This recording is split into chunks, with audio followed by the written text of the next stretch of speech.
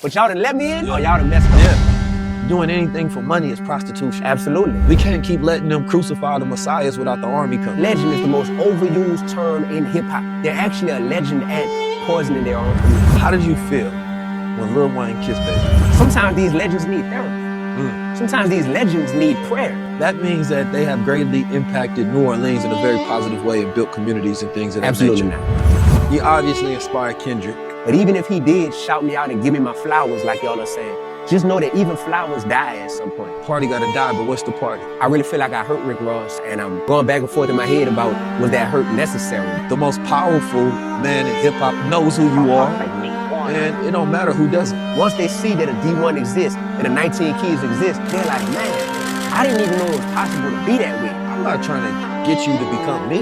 Right. I want you to become the highest version of what your self-potential Thank is. you. He spoke truth and he was crucified for it. He was militant.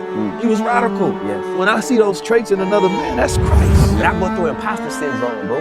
That's something people don't know. With all the fearlessness and everything, no, I still be feeling like, man, I'm just Lil David off Dwyer Road in New Orleans East, you heard me? If you say you him, then be him. All right, we gonna see. When I had these type of conversations, or when I see what's going on in the culture, I either be ready to flip a table or write a song. And y'all lucky, because I choose to write songs. There's 19 keys, the 19 keys. I appreciate my pops for teaching me how to be a guy. From a boy to a man, and ultimately back into the natural state of being into a God.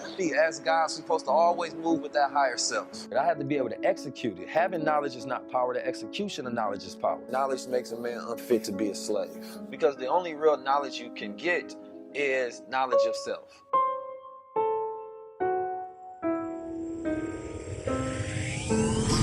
This is the highest level. The highest level is ownership. The highest level is power. The highest level is sovereignty. The highest level is higher consciousness. The highest level is when we own our own culture. Excellence at a very high level this year. Not eye level. A high like that. It's time for a high-level conversation. We're here for another high-level conversation. 19 keys and this is high-level conversation. Tap in with the God. Peace, family. Jesus was a radical. He flipped tables. He would go upon a militant mission where he had a message that he wanted to get across to the masses. He didn't like the way that the world was going. And so he wanted to change the world. He would speak the child of truth that will get him censored today. He would go at people that was popular. He would speak against the government and the corrupt systems. And that would make him an enemy of the people. There were those that followed him and those that loved him. But then, of course, he had all those that challenged him and he had those that hated him. The famous story about flipping the tables is the fact that he went in there when they had the gambling den and things of that nature, and he seen all this unrighteousness. And he didn't just go in there and speak words at them. Y'all need to stop. No, he went in there and flipped the table. That should let you know the type of character that the man had. I bring up this story because I believe that there are many people who also have that same sort of consciousness and a spirit to create, make, and manifest change. Right? Representing truth.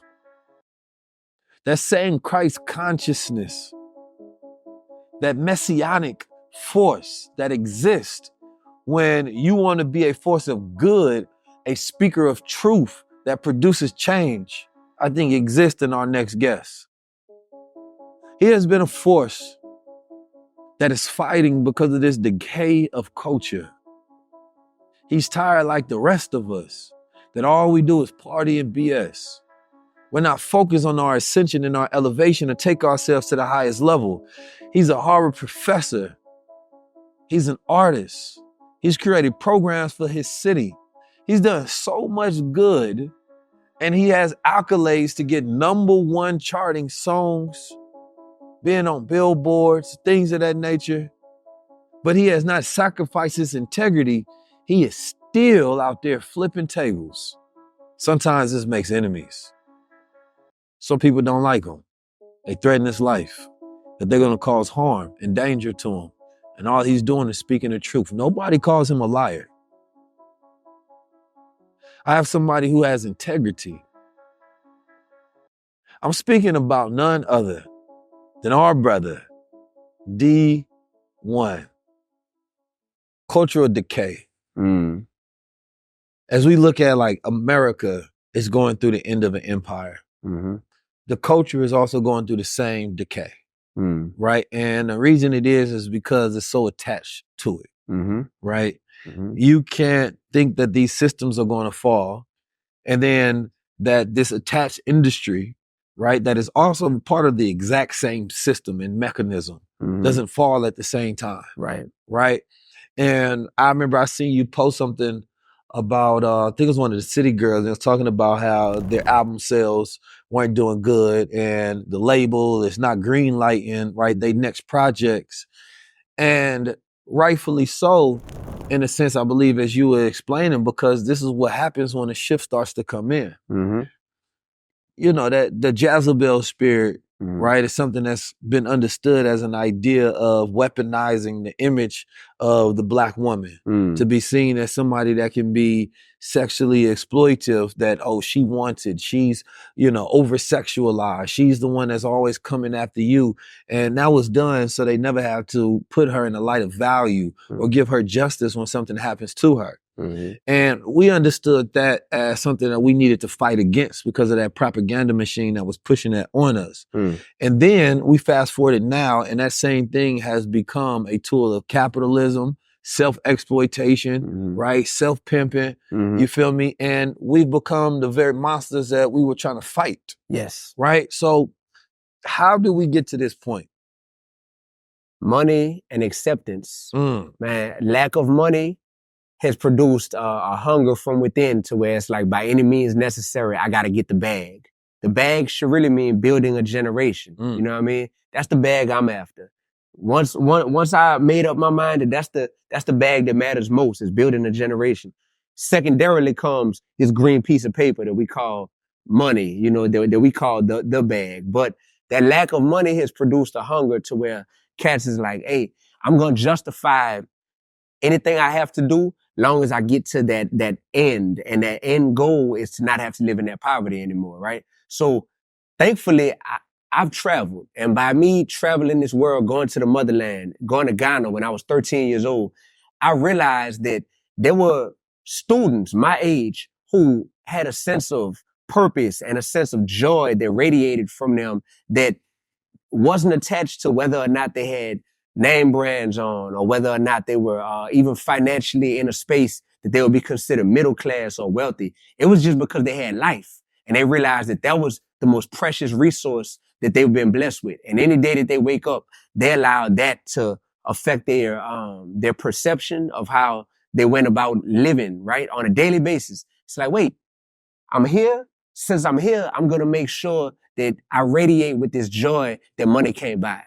When I came back home to the hoods of New Orleans, I realized we didn't have that. So much of our mindset was predicated upon what name brand is attached to my shirt, what name brand is attached to my shoes, right? So the lack of having the bag produced a vicious like hunger to want to be included, right? And that's the problem, is when you're looking at someone else as having a table or a level of status that you're like, I want that, and you're not realizing what's already inside of you, what you already possess that makes you special, you'll get to the point where you say, in order to be included in that party or at that table, I'm willing to do whatever is necessary. Metaphorically, that's what our people did. That's what our culture did. You know what I mean? So the lack of the bag and wanting to be included in what we saw as the definition of living a purposeful life or living a complete life is what made our people jump from our post, not realizing that we are who everybody wants to be. And because we are who everybody wants to be, if they figured out a way to mentally manipulate us to say, oh, although you are who we want to be, we can have you pursuing us. You know, you can adapt to our customs. You can adapt to our ways of living and our ways of being and treating others. Man, my grandpa told me so many stories about the habits that were brought back into this country once our people came back from fighting in the war, right? Once our people came back, this is 1930s, 1940s. He was like, a lot of what we saw going on in the black community didn't even start. And he's speaking for the black community in New Orleans in terms of how husbands treated their wives or mistreated their wives, in terms of just toxic communication habits, in terms of domestic abuse. You know what I mean? He was like, these were behaviors that were learned elsewhere, right? That were unfortunately brought back here. And because our people were feeling like, well, if they doing it, it must be right. Because they have more financial security than us. And that's a false interpretation of, just because someone has something that you don't have doesn't mean that you're doing anything wrong in the first place. You know, we never started out in this country with an even playing field. We never started out, if this was a track race, on the blocks to where it's like, all right, on your mark, get set, go. It's like we started out, we back here, and everybody else started out up here. And when you realize that, you realize, okay, just because we didn't have the same starting point doesn't mean that we have to adapt and adopt whatever every other culture does and says in the way that they think, in order for us to say, now we feel equal to them. You'll never feel equal if it's not coming from something within yourself, right? You'll never feel equal to somebody else if you're not realizing that we were all created equal in the first place. And the fact that we were all created equal, that doesn't mean that we started out equal, but that's because of how this world was set up. And intentionally, it's like, oh, we're going to feel like we're at a disadvantage if we allow them to be at the same level as us. Yeah. You know what I mean? And also habits will destroy that equality quick. Yeah, I was talking about this with Billy Carson, that when we think about equality, and there's this, I think we have an idealistic and a moral fantasy about equality versus a realistic, logical one. Because even when you think about the sense that we don't all live, right, the same length of life. One person can grow up in a household where they had parents who showed them bad habits, or they were inside of the womb, the mother was eating the wrong way, and that helped develop habits to where the child already have a taste for the wrong things, right? And so, or that parent has bad genetics because their parents ate the wrong things. So therefore, when we think about equality, you know, I think it's equal in opportunity that we all have a mind, right? But we don't have the same way that we use it, right? Because one person that comes from a class that is more wealthier and or educated, they're going to automatically live a longer life for the most part, statistically, right? And so there's not even equality there. I think it's more so about, like, when we think about life, it's about the quality of life you live in, right? Versus the quantity of days that you live. Because that's where you can be equal. Because there are men who lived a very long life. They won't be remembered. They probably weren't that impactful. Sometimes you live a long life because, you know, you were very peaceful in the sense that you didn't try to disrupt anything. Right. Right? Being a revolutionary shortens your lifespan. Right? All the revolutionaries that we love the most, they died early. A lot of them did, right? There's some that get to grow into old age, but that's very few. But being radical in America is a very dangerous lifestyle, right? But I wouldn't equate their life impact to somebody who lived a long life that didn't have much impact while they were living, because they went along to just get along, right? So those two people are not equal. And so I think it's more so about, like, what is the life you want to live? And I think that we need to really get that, because we're stuck, as you talked about, but we're stuck in this comparison reality, right? We look at the way they want to live and we say, that's how I want to live, right? But you don't even know if that's really aligned with you, right? We all have different psychological differences. There are things that you know as right or wrong. And right or wrong is a very interesting thing, because once you say something is right and you believe it, right, then everything that you do is going to be spiritually okay with you. When you say something is wrong and you believe it, anytime you do something that's wrong, right, it's going to feel spiritually negative to you. So therefore, you're creating your heaven and your hell based on your moral beliefs, right? So what happens when we start living in hell is when we start doing things that's against, right, ourselves. I know that's wrong and I still did it, right? But when we look at the top 1% capitalists in this country and CEOs, they psychopaths, right? So they can operate in chaotic environments, right? But you may want to be like them.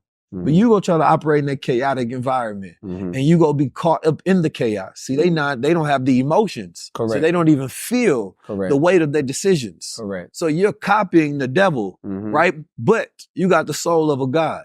So therefore you're going to be punished for doing the same thing that they're doing. And they might not feel that punishment because morally the way that their construct is set up is to be already denatured. It's already to devalue the world. So this is why we become little devils, because we copy the devil's blueprint that was never constructed for our makeup. It's not made for our nature, right? And I want to get into this conversation where I see so much division. When I look at you, I just see my brother. I was always taught a good Christian the same as a good Muslim the same as a good Christian, right? Treat people how you want it to be treated, right? And so especially when I see a brother in arms, because it's the battlefield. You feel me? So you're not going to stop you're in the army and y'all fighting against an enemy and ask them what their religion is to see if you got their back. Like, no, you with your brother, we're the same because we fighting the same war. And if we fighting the same war, then we are all going for the same will, right? A Muslim means one who submits his or her will to do the will of God. So I'm a very definitive type person at the same time, where it's like, by definition, if you fit the traits, right, then you my brother.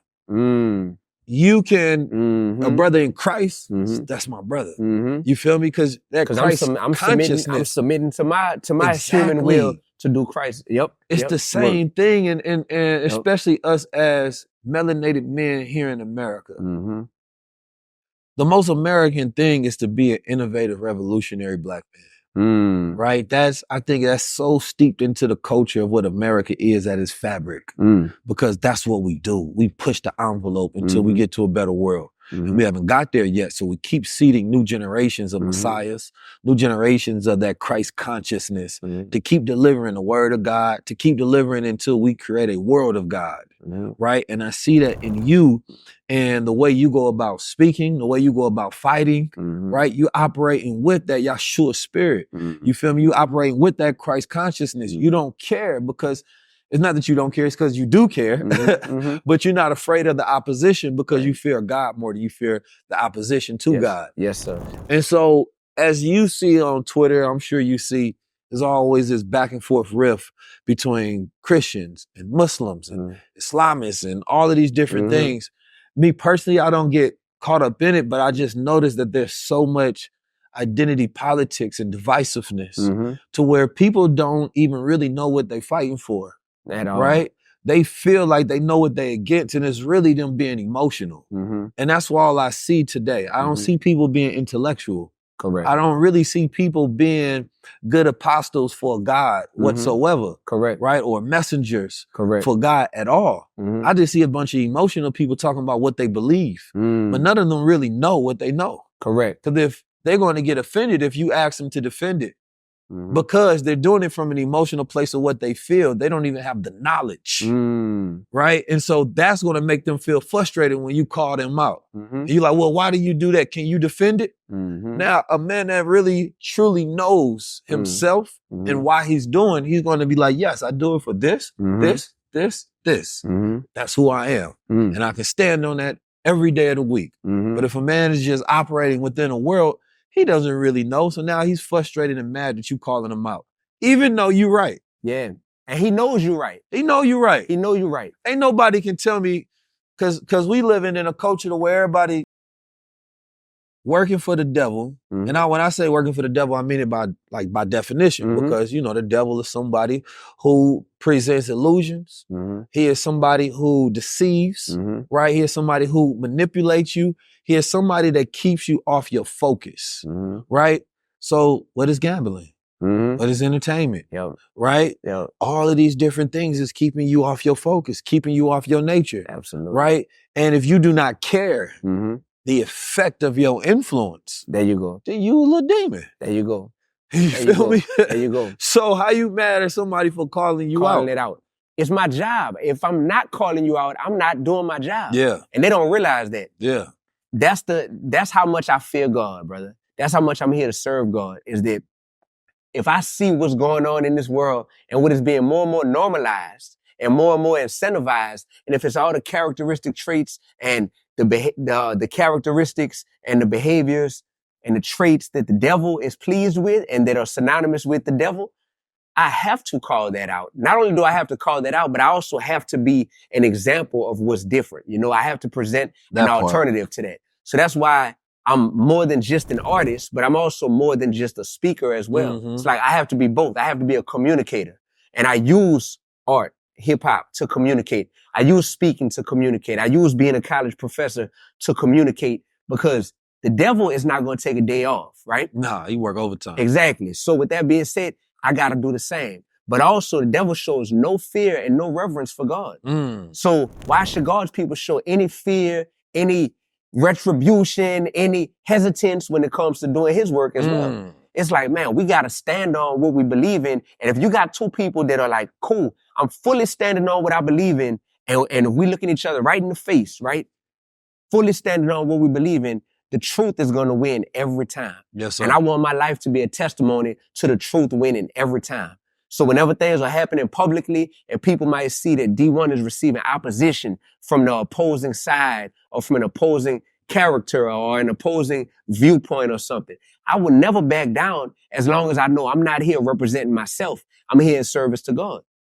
And that's something that people get intimidated by. So that's when they try to use the divisiveness of, he trying to push Christianity on us. No, righteousness has no name. Righteousness has no... Come on. Righteousness has no sense of saying... They only say that when you're successful at what you do. Yes, That's it. That's it. And then they'll try to divide the brothers and sisters who are all able to unify in the name of love and in the name of righteousness, to where it's like, we don't even see any sense of division. Right. Because at the core, these principles are all the same. Yeah, true righteous people all have the same agenda. There you go. So when I see the attempted division, I'm like, oh, word, y'all want to try to cast me off as being brother, this word of being a clout chaser, that is a psychological trick that demons and enemies of righteousness will try to use to trick you out of being bold in what it is that you represent. Meanwhile, they want to normalize what it is that they represent and push and perpetuate on a daily basis. And if you attempt to go against it, they don't want you to mess with their monopoly. So they're like, oh, you're a clout chaser because you're opposing the norm. That's the state and times that we live in, is the norm has become something that should have never been the norm in the first place, right? But I would want my brother Dee-1 to be more popular, 100% more resource, more funded than 99% of the rappers that I see today. And that's because you may do something with your money good. You may have a turkey giveaway, right? You may do something for the youth every once in a while, but that's only because you're trying to erase your sins and you're trying to justify, right, being a devil and saying that, well, sometimes I do angelic work, but you're still a devil though. And by a devil, that doesn't mean you have to stay a devil, but it means that your lifestyle is funded by the devil, right? Why do you think they love you so much? Because you can be easily controlled and manipulated, and you don't have a consciousness when it comes to the effect that you have on the people. There you go. Because you're going to justify it by, I got my money though, right? And so that's the lowest level. That's prostitution, right? Mr. Farrakhan talked about that, right? That spirit of doing anything for money is prostitution. Absolutely. So you'll be willing to sell yourself, your body, your people out, all in the name of, I got my bag though. Yep. Right? And it's like, yeah, a prostitute gets their bag at the end of the day, right? But the way you get it matters. And what you do and why you do all matters. And the why, that's where you find God at. Why are you doing it? Correct. Because that's where you find the intent and the purpose of what you're doing. And are you conscious of the effect that is happening? I think the most dangerous thing right now is how, on the heels of having like this financial literacy movement, all of a sudden you got all this gambling being pushed. Yes. Right? Yes. I would never, and I understand because there's so many people, the only way they're getting funded right now, there's the people come in, they give you a big old bag, right? And they say, listen, we'll fund your shows, we'll fund your production, all of these different things. But their company directly deals with gambling, right? Now, those who history buffs understood that there has been wars waged on the fact that they don't like that, how that destroys a generation, right? There's people who have built into their rules that they can't, charge each other interest. They can't set up gambling houses within their culture. The Jewish people are so smart, they say that we the people of God. We can't do it to each other, but we can do it to people who are non-people of God, right? We don't even see ourselves as people of God. If we did, we wouldn't do certain things to each other, right? Because it'd be like, I can't do that to God's people. That's crazy. I can't just sell them liquor and gambling and entertainment and keep them off their focus every day and then complain about why we're not making progress when I usually use my platform to keep us from making progress, right? So your success is our failure. So in that, then if you want to change the culture, then you gotta be like, all right, well, some of you niggas gotta go because y'all in my way of making progress. I'm trying to teach them investing. I'm trying to teach them better entrepreneurship, trying to teach them skills and development and how to become men and things of that nature. Exactly. And everything you represent is the opposite of that. So you telling me at some point in time, we not gonna become enemies? Come on, we got to. Don't get me wrong. I will treat brotherhood as brotherhood. We can work. Here's the thing. As a warrior, knowledge prevents wars. Knowledge prevents wars because when you're knowledgeable and you're educated, then you should be able to come up to a solve and create a solution and solve the problem before it gets to that point of conflict, right? So at the height of manhood, intellectualism, right? We should be able to talk this out. I should be able to think of a strategy other than me having to go to war with you, because that should be my last resort. When I have completely exhausted my mental resources and my intelligence of figuring this out. Very intelligent people don't fight, right? Because they already figure out a solution and get their way. Well, we dealing with some hard-headed people sometimes, where it's like, all right, I'm exhausted. And before I go to sleep, I'm gonna use this last bit of energy to get at y'all. You feel me? Because sometimes that may be the intelligent thing. You need the attention so that the message can flow with the attention, right? Where attention goes, energy flows. So that you saying that I shouldn't be taking the energy and attention away from this giving consistent birth? Correct. No, because if you got these people stressed, then they're going to produce more stress. Correct. You got them doing drugs, that's going to produce more death. Correct. Black men in America are at their worst right now. Correct. And I mean that in our physical. Our bioproductivity is at low, right? Our level of creativity and our ability to produce babies and ideas and our physical stamina is at a low. That's why I got to be outside. I'm doing push-ups. I'm working out. I'm doing that again. Another example. You feel me? Because, and I see some things shifting, but it ain't there yet. And so until it's there, it's like the job not done yet. We're going to keep pushing and moving the furniture until everything is redesigned and reconstructed in a way where I can be comfortable here. So for me, when I see Dee-1 out there fighting, I see a soldier, right? And I see somebody who's backed by other soldiers, right? Ain't nobody go touch Dee-1. That's how I feel me? Because if they do, then there will be consequences, and that consequences is non-intellectual. You feel me? That consequences has to be violent. That consequences has to meet an eye with an eye. That consequence has to be, we're gonna make you an example. Because we can't keep letting them crucify the messiahs without the army coming. Come on, man. Brother, when the culture is in a state where we'll push financial prosperity without spiritual integrity, that leaves us in a state of new age slavery.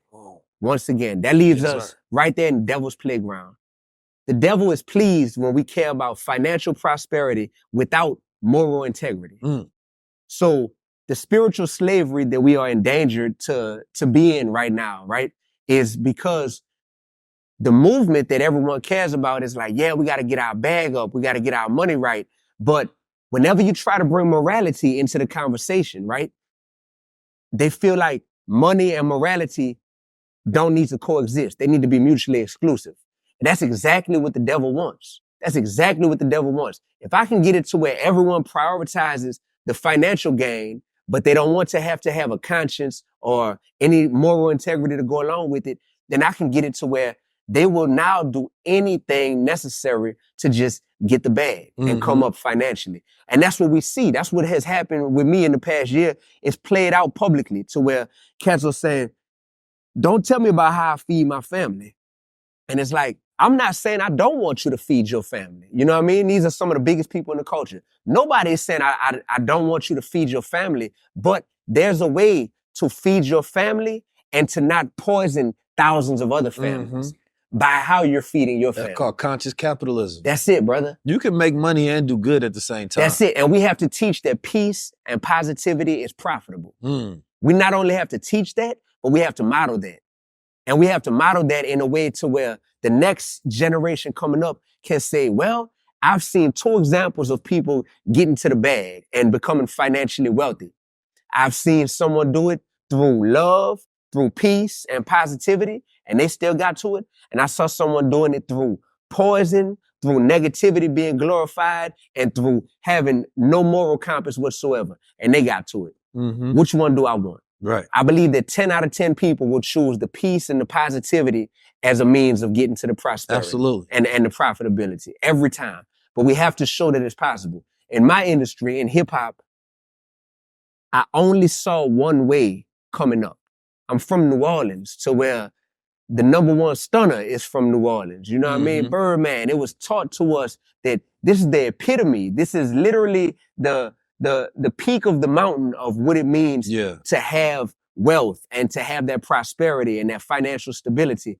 And when you see the record label that was built, Cash Money Records, it's like, it's telling you right there what comes before everything, that cash money. You feel money me? over women, Come money on, over man. it all. Brother, I had a middle school student when I was a middle school teacher who came in class with MOB tatted on his own. Money over BITCHs. You feel me?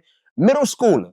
And I was like, brother, you know what that means? And you just put that on your own forever. Yeah. He said, no, sir, I actually don't know what it means. I said, then why did you get it? Because Lil Wayne got it tattooed on his chest. And that was his favorite rapper. And when he told me this, I realized that, you know what? For me, I'm going to let the income part take care of itself. But I need to chase with a sense of urgency where I can make the most impact in this world, right? I think that they kind of brainwashed and kind of took the fight out of the generation between the civil rights movement and where we are now, right? To where the goal became just get you a good job, the baby boomer generation, just get you a good stable job, don't do nothing, don't buck the system too much to where you'll get fired, work there for 40 years, retire, and you've lived a good life. Right. But then you start to realize our generation comes along and we realize a good life is the enemy of a godly life. A good life is the enemy of a great life. A good life is the enemy of a purpose-driven life. So that's where being a disruptor comes along, to where I'm like, man, I have to disrupt what I know God is not pleased with. Or else I fear what's going to happen when I'm no longer here. And for me, that is how we need to be teaching our whole generation of youth right now, to go out and identify what's not right. What doesn't sit right in your spirit? What do you just know? Common sense is not controversial. Right. But they'll try to trick you and make you feel like an outcast for advocating for what you know deep down. It's not even that difficult to say we shouldn't be glorifying murder and objectification of women and selling dope or using drugs. How asinine is it to cry when a rapper dies, but we love to hear him glorify murder when they're alive? It makes no sense. It makes no sense to yell, free this person and free this person when they get locked up. But we were the cheerleading section applauding everything they were doing that sent them to jail in the first place. So at this point, we want to point, you know, and I, even at the beginning of this conversation, you know, I asked God for forgiveness because I feel like I got into speaking from even like the victim mentality that there's so many of us do, to where we pointing the finger to what we learned from this culture and why these people, you know, had an impact on us and how that was our downfall. But at this point, we are our downfall. At this point, we are our downfall because the godly nature that's inside of all of us teaches us that we know right from wrong. And no matter how much they always have to impersonate Like you have the difference between impersonating and authenticating, right? You can't authenticate wretchedness with righteousness. You can't. You can impersonate wretchedness and you can impersonate righteousness, right? But you can't authenticate righteousness. You can't, because that authentication can only come from God himself. And you know, authenticity is one of the most powerful frequencies in the universe. Yes. And this is why a lot of rappers can't break certain ceilings. Because they evolve past the music they make, so it's no longer authentic. And they don't know how to make music that's currently connected to the frequency of intellect that they own, the level of maturity that they at, because they don't have an audience for it. So now if they make music about what they really into, entrepreneurship, right? Eating right, working out, getting your family together, right? Learning principles and morals, right? Traveling around the world, right? Just learning how to communicate better and emotionally regulate themselves. The audience ain't gonna be able to vibe to that, right? So they like, man, if I actually present myself in an authentic way, then I lose my livelihood, right? And so they haven't learned how to make that pivot to where they have a mature audience, because you can advance further than your audience to where they like, nah, we not rocking with you because the feeling that I come to you for, you're not giving me. Because you are a drug. And every drug, you take a drug, you want a certain stimulation. If it's not getting you that high, what am I doing the drug for? Right? And a lot of people are drugs to their fan base. I come to you to be on a certain high. I need to be stimulated in this way. Right? That's, you know, a large percentage of the population got ADHD. We need to be stimulated. And that stimulation is saying that, goddamn, bro, how come I'm not getting that same feeling that you used to? Now you want something positive? You trying to kick knowledge? Yeah. But there's a way that you can do it, but it's harder. And for some, it's just not gonna work for you. Let me be honest. That you probably could make very positive music and nobody's gonna listen to. So then that becomes that gray area to where you should have never depended so much. Thank you. Right? On this thing Thank you. that you can't do for God and be beneficial at the same time. Thank you. So that's where it's like, all right, learn how to set up a plan so that you can shift industries. Thank you. Right now you have influence, go partner. That's why financial literacy is so important, right? Because, well, you could have invested your money, right? And it could have been giving you a year-over-year return, right? You could have got equity in these things. If you're making the right decisions now, you're not depending, right, on trying to keep that same hype up by doing the same things that you know you disconnected from. You're not going to explode and go any further because it's no longer even connected to an authenticity of who you are and where you are today whatsoever. So it's the fakeness for me, for real. That's the issue. Is that, bro, I know you surpassed. I know it. Right? What you represent and you present. Because I know you want to represent more. Let me ask you a question. Cash Money Records. Because you know it's a whole big thing about the Super Bowl and all that. Two questions. Number one. What has Cash Money, because you know they said they sold more records than everybody. Right. You know, that's what he say. He say, I mean, yeah, we done outsold everybody. We just sold it all. We done did it. So that means that they have greatly impacted New Orleans in a very positive way and built communities and things of that nature. Absolutely not. No, all right. And the second one, I'm gonna let you get a longer answer to that. How did you feel when Lil Wayne kissed Baby? When Lil Wayne kissed Baby, man.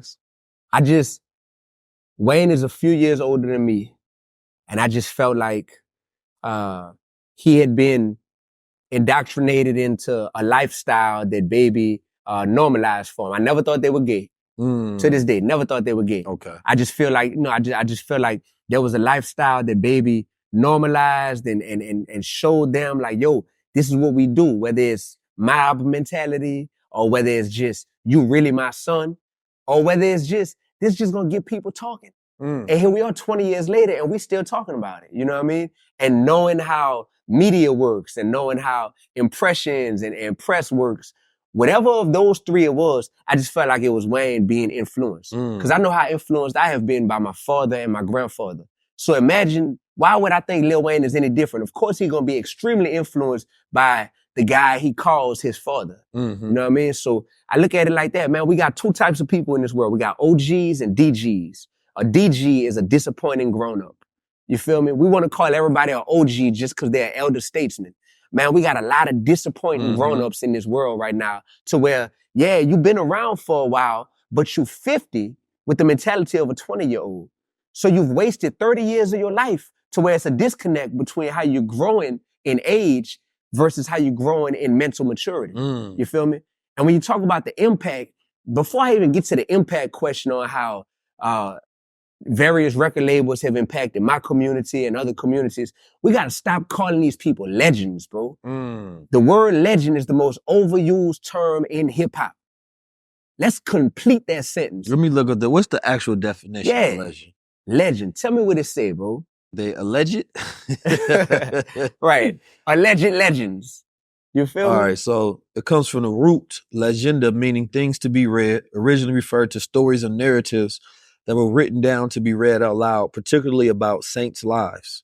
Over time, the term evolved to refer to any traditional story or myth that is widely regarded as historical, but not entirely verifiable. So, you know, it don't have to actually be verifiable to be a legend, right? It can be a story that serves to convey values, morals, and historical context of a particular group or civilization. And in this reference, you know, a person. In modern usage, it says it's often applied to people or figures who have achieved a status of high regard, influence, or fame. I think the problem more so is that the word doesn't mean as much as we give the credence for. Because we think that, you know, I think in the way that you're using it, in the way that you're breaking it down, like anybody can be a legend if they become highly known and regarded, stories are spread about them. That's why I said, Keys, let's complete that sentence and let's start saying this person is a legend at. And if you have to complete that sentence, you're going to realize that a lot of the people that we just call legends and they hide behind that title, they're actually a legend at poisoning their own community. They're a legend at brainwashing their own people. They're a legend at making kill the black community music. They're a legend at making music glorifying how much dope they sold. Once we complete that sentence, they're a legend at prostituting what's in between their legs, the power of the PUSSY, you know what I mean? They're a legend at disrespecting women. At that point, you might not question that these people are legends, but once you realize what they're a legend at, it'll make us stop having such reverence for these people. Because people hide behind that term of being legends so much so that we feel like, well, a legend needs to be celebrated. Sometimes these legends need therapy. Sometimes these legends need prayer because of what they're a legend at. So that's the problem in hip hop. We won't go all the way that far. And now we're getting to a point where hip hop has turned 51 years old. So because hip hop is intergenerational, you have parents who are brainwashing their own kids because they're teaching their kids that this person is a legend right here. This person been around forever and they do their thing. And now we got people feeling a sense of entitlement to being able to perform here or being able to make the Hall of Fame when it comes to this, or having to celebrate the 25-year or 30-year anniversary of their album dropping because they're considered a legend. But that's the problem, brother. We have to buck the system, brother. We have to cancel the whole culture at this point, man. At a certain point, when a car gets into an accident, right? A car gets hit by a train. If that car is messed up beyond a certain point, they say, what? You got to total it out. You got to total it out because of how much damage has been done to it. Hip hop has been damaged and compromised for longer than it has been pure. At this point, it's been 30 some odd years since hip hop has been, I'm talking about, totally damaged by capitalism. Totally damaged by people having, executives having another agenda for how to prostitute this culture to poison our community. It was only pure for a small amount of time before that consumerism and that capitalism came in. Some will argue there was never a time it's really been pure. Because, you know, the whole thing, you look at the African Bambaataa thing, right? Where they say he was sexually assaulting young men and things of that nature, allegedly. You feel me? Then that would be at the beginning for a lot of people, right? So I don't think it was ever pure, right? But I think that there was a different purpose for it, right? And the purpose was fight the system, right? The purpose was, reflect some of the stories and the horrors that happened to us and share them to the world. Like, we shouldn't be the only ones forced to go through this. The force was, we're going to get to have our voice and you're going to hear our pain, right? But also showcase our artistry, right? When we look at certain, and this is where you get certain apostles of hip hop, right? Like Tupac, you feel me? Was somebody that became this archetype that people wanted to become. But the problem is that they lacked the integrity that was needed in the sacrifices that he had to make. Because he wasn't only a person that can make hits, he was a great storyteller, he was a poet, right? But he also had the street darkness that he needed as well to have the appeal to the masses, right? He shot an off-duty police, right? Dealing with somebody, but he was also somebody that was convicted and charged of rape. That, of course, most people believe is false.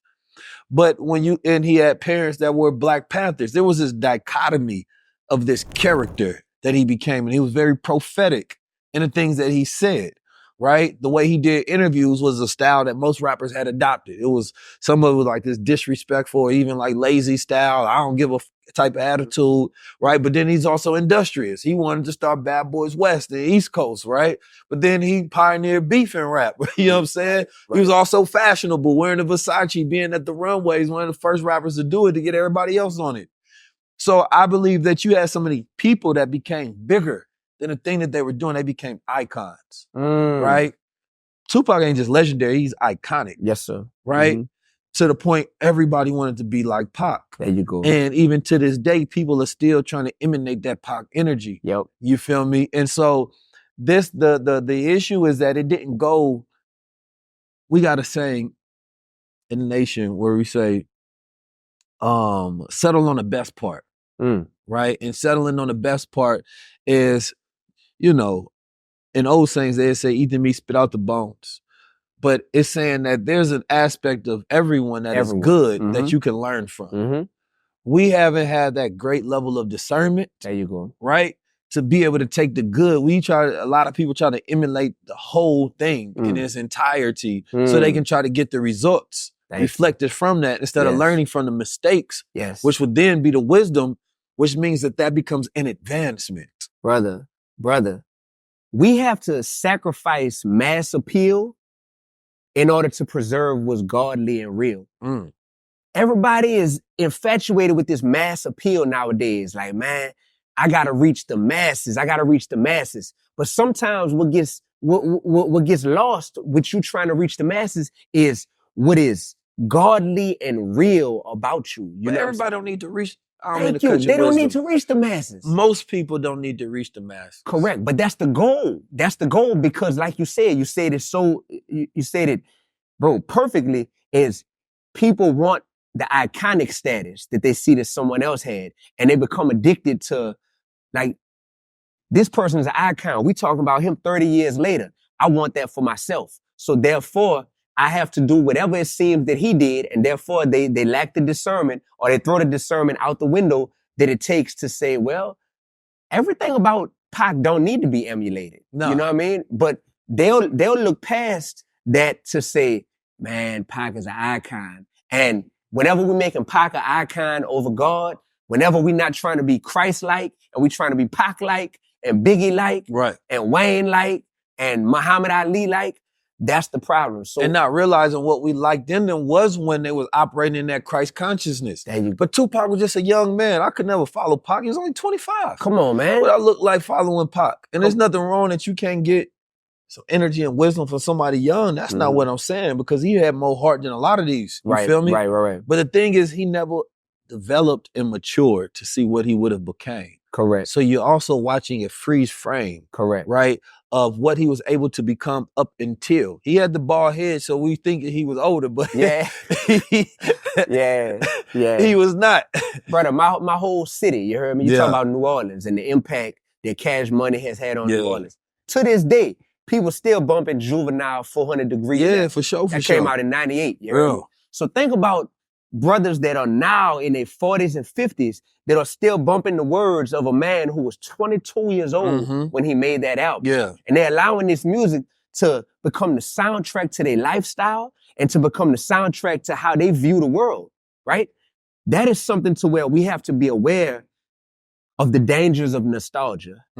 Sometimes we'll become so hooked on nostalgia that we'll become slaves to it because of, man, I grew up on this and what this brings me back to. Right, which is really just a feeling of the past. That's it. We want that feeling from the past. But that feeling from the past and being addicted to that turns us into addicts. That's what every junkie nowadays is chasing, is that first high. You're supposed to mature. Your taste is supposed to mature. Yes. And I understand. So it's a study that talks about nostalgia and says that you get to a certain age, I think it's around somewhere towards your late 20s, right? Early 30s, where essentially your taste stop evolving, right? So your taste for like new music. So that's when you start hearing stuff and be like, man, I must be getting old because I don't like that. Yeah. When you're younger, right, you're more open to it, right? Because your brain is still developing. You're still deciding what you like. So this music is fine. But when that box closes and your brain switches over to be like, all right, I got my taste. This is what I like. That new music now go hit for you. And what you're going to want is your taste. So you're going to want music from your era of when you were still developing that sound of what you like. So every generation thinks their music is better, but it's also part of just how our brains work. You feel me? We become less open to new sounds and new music. Our brain don't have time for that, right? We've locked in who we are. Now you get some old heads that decide to, and if you stay, I ain't gonna call them old heads, I'm actually calling them young heads because they keep their brain and self young by staying around young people, right? So they keep developing a taste for younger and younger music so that they don't get closed into what they like. Now, behind closed doors, they probably still listening to their style, but they understand that this is what's selling to this generation. I'm not supposed to like it. I just supposed to help sell it, right? So when it comes to nostalgia, I always try to understand the why, right? So I'm also not just villainizing people for things that they can't help. You feel me? Because sometimes we can't help that when I hear that duffel bag boy, you feel me? It's a vibe. But as a man, this is where you make an intentional decision. And there's a book that studies the body and it shows how the body can inform the mind as much as the mind can inform the body. So your body can remember something and it can inform your mind to like it, right? Because your body and brain want to be in sync.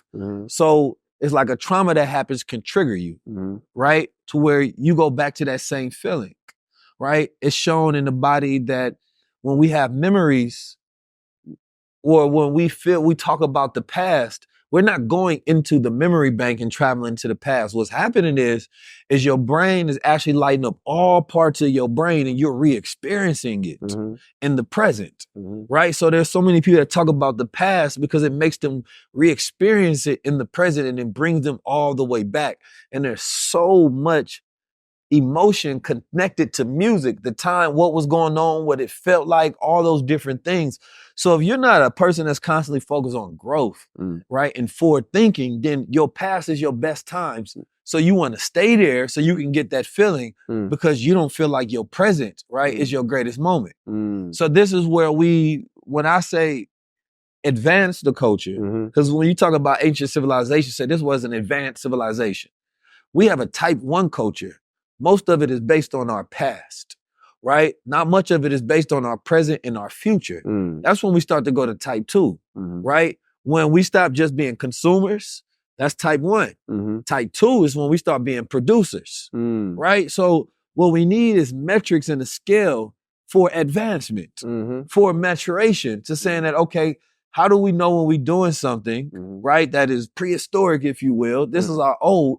But where's our metric for improvement? Where's our metric for a standard to say that we are now advancing and we're actually tracking this advancement to see how we're moving? An old standard, right? Let's say, because we had some traits that were good. There's less collaborations today. There's less groups. There are no groups. What groups do we even have? So we went backwards, right? In the sense that, we're moving backwards in the sense that we were going in the right direction, at least by having groups, at least working with each other. but we've now caught up to this individual standard. Yes, sir. So that aspect is holding us back. Yeah. Migos is gone. Yeah. The different R&B groups that we used to have is gone. Mm-hmm. All of them we seen break up. Mm-hmm. We seen have problems with issue or their moral standards or it's YSL and they all on trial snitching on each other, right? So it's like we have to now come back to say, okay, let's start scaling this thing and focusing on advancing the culture. Mm-hmm. Because even you can't really counsel it because it's like in Africa, Sankofa, you can look back while moving forward. So you're learning from the past while taking those lessons in the present and moving them to the future because you need those lessons so that you never go backwards. So all of what we've been through, right, is still a part of us, but it's not who we are presently. It's who we were that we learned from to say, well, now that as we talked about earlier, entrepreneur that made mistakes, they're better for the future. It's okay that we made those mistakes. We was coming out of slavery. We was coming out of wars. We was coming out of 60 plus towns being burned down. We was coming out of our assets being seized. We was coming out of black codes and Jim Crows and all these different things without any correction. So our parents, uncles, brothers, they had to make those mistakes. They was doing crack and heroin in the 80s, right? In the 70s, they had a European fashion wave that had everybody going away from this Afrocentricity and militancy, right? And then they start being in the way of the world on some pimpery and things of that nature. And that became a slippery slope. You feel me? And so it's been this degradation and demoralization that has been intentionally happening. And the X, the Y, and the Alpha generations are byproducts, right, of a cause and effect scenario of, damn, my parents didn't know themselves. How could they teach me to know myself? But they learned a little bit enough in a time to start preparing me, but it still wasn't enough because the world is getting worse while they're trying to make me better. But if we're not advancing faster than the world is decaying, then all we really doing is balancing out. So we have to make quantum leaps, and to make those quantum leaps, we have to shift emotionally as a people, right? We have to feel that pride. We have to feel that courage. We have to feel that joy. We have to feel that peace. And if we can't get peace, and I mean peace in the spirit, there's not much we can do because a stressed out man is demasculated. He can't think. He can't innovate. He needs food for the next week. He can't even hear you what you're saying. He only hears as much information that will get him past this current moment to the next moment. Because what's on his mind that's pressing is how I'm going to pay this bill, right? How I'm going to get these expenses down, right? How I'm going to help family who I can't help that makes me feel disempowered. You get caught in that cycle now. That man is up all night with anxiety and stress and he can't goddamn sleep. And I heard what Dee-1 said and he's right.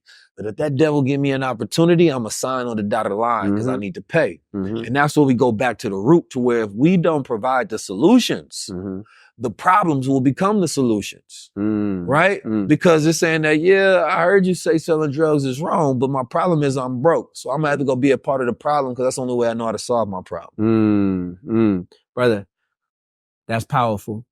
There's something that I'm going through right now with the culture, and it's getting people to understand the difference between narration and glorification. And before you say that, I want to get rid of the old selling of drugs. It's selling attention nowadays. That's the new drug.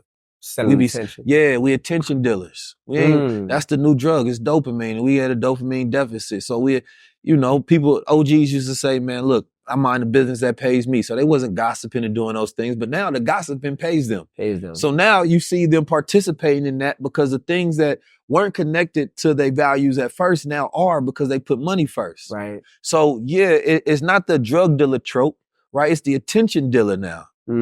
That's powerful. That's super powerful. And now when you talk about that attention, and I speak about narration versus glorification, in our culture, no one is trying to take away someone's creative right or creative liberty to tell their story and to talk about the ills of what they have seen and the deplorable things that they had to go through and persevere through and even the mistakes they made, right?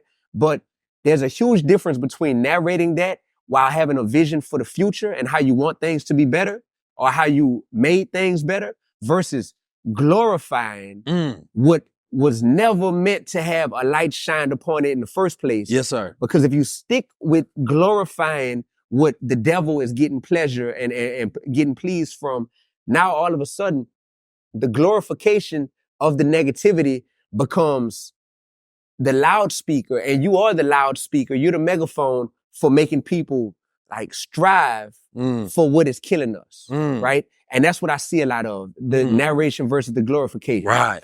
And people talk 100%. about this balance. They say, well, we need balance. Brother, I fail to believe that God is looking at us saying, you're right. We need balance.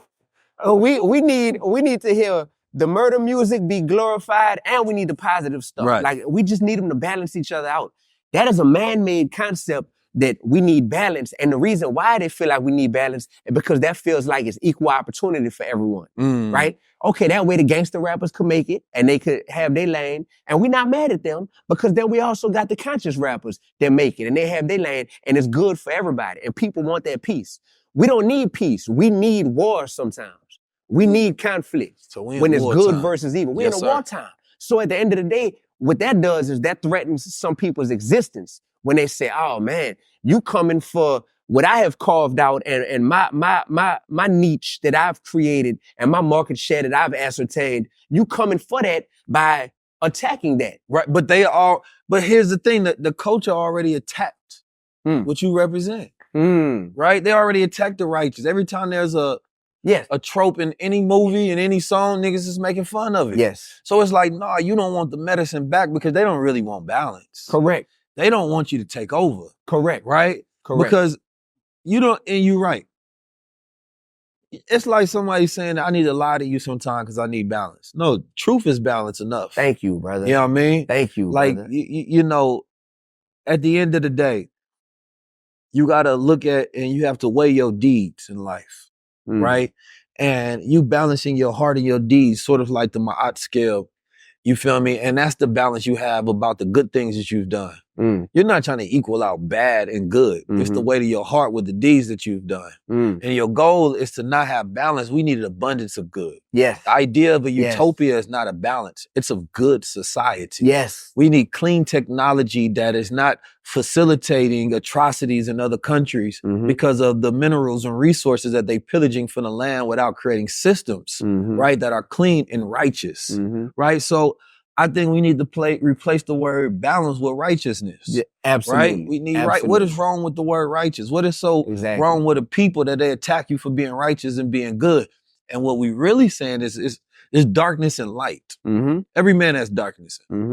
Right? I see darkness in you. I see light in you. I have darkness in me. I have light in me. If you're willing to go to war, you got to have darkness, but the darkness is not supposed to control you. There you go. Right? You're supposed to be in control of that darkness, that strength, that power, right? You have charisma, but you don't turn that into narcissism or manipulation, right? You understand how to utilize your powers for good, right?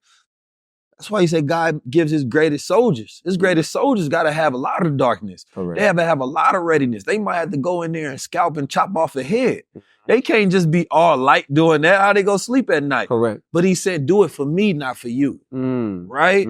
So if you're using it, then that creates it because that's more alchemy. I got all this energy that's excessively on me. Where do I put it? Well, what is part of God's plan that I can work? Right? And so our job is to say, well, listen, right now, we're no longer, first of all, we're not even close to balance at all. Right? Because it's like 90%, 95%, and then the 5% is the only one. That ain't balance. If it was balance, we have a whole nother world, first of all. Absolutely. The world would be different. Absolutely. But you can't tell me that Rhapsody means it's balance. Correct. No. Correct. Right. The token. Who they want to say every time. We got an outlier society. Come on, you man. feel me? Where there's like this outlier 1%, less than, which is really like 0.001%. And we'd be like, but we got that person. But imagine this. Imagine in 1942 when they allowed Jackie Robinson to be the first black Major League Baseball player, right?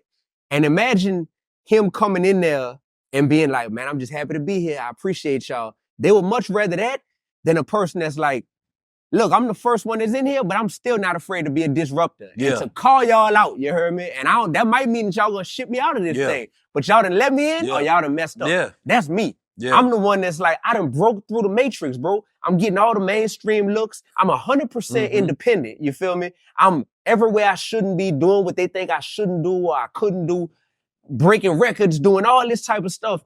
And I'm still not just happy to be here, so I'm just gonna sit down and be quiet. Right. I'm in this thing disrupting and making noise. And people don't like that because it's like, man, he done found a way to get on this platform and get this type of audience, and he's doing it on his own terms. And he don't care if he say or do something that might get him shipped right about this thing. This man really crazy. And it's like, yeah, I really am, bro. Yeah. Like, I really am. But it's like purpose-driven craziness. You feel me? It's being a rebel with a cause. Because I know how many people, once they see that a Dee-1 exists, that a 19 Keys exists, once they see that, when people are looking, they're like, man, I didn't even know it was possible to be that way. You're dope at what you do, but you're different than the brainwashing that the norm has created. You know what I'm saying? We weren't put here to be normal. But when it's like, I'm not nobody's token, but at the same time, bro, I'm not playing, I'm not joking. You feel me? Like, I'm in this thing and I mean business.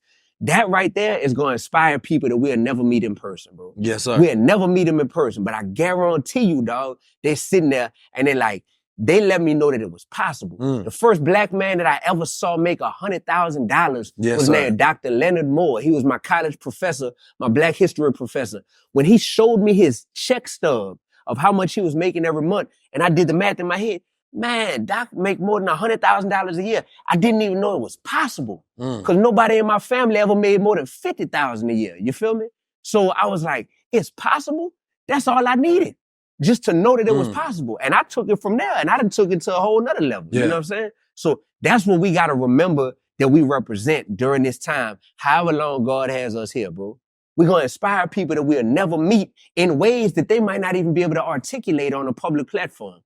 But their life in this world is going to be better because of our fearlessness, bro. When do you feel you're at your highest self? I feel like I'm at my highest self when I've been consistent. All of my personal training, working out, properly, taking care of nutrition, reading, and, keeping up with, your own mental growth. Starting my mornings with meditating. When I go on a juice cleanse and I just have all of this energy, also saying my affirmations every day, that's what keeps me going and lifted. I feel like I'm at my highest self when I'm in my flow. And that means doing things from a place of creativity and passion. Make sure that I always journal every day and that I have at least 3 things that I'm grateful for that have nothing to do with my accomplishments. This is the High Level Club. Are we low level or high level?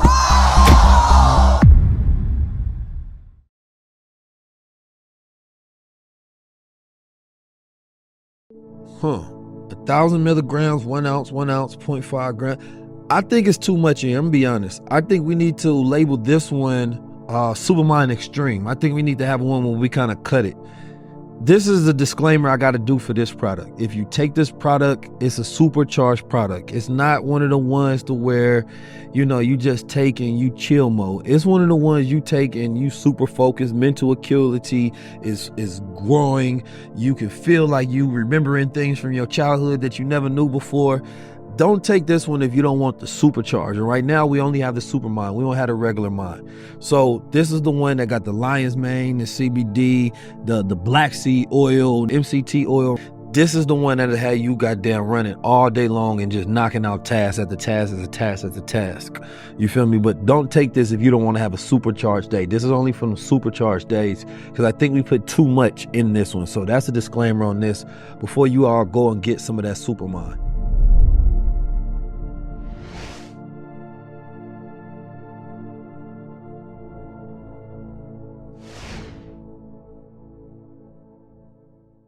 Well, speaking of that, you obviously inspired Kendrick, right? Because he recently spoke your name and Lecrae name, which was definitely big. Because and the reason that is big is because there's so many people who watch you, some people who watch me, but they not gonna always give you that public nod, right? They be like, I see you, and I want y'all to know I see him. Yeah, I'm watching. He ain't doing this isolated. The world sees him, right? That matters. I think that demonstration was so powerful because he knew what he was doing.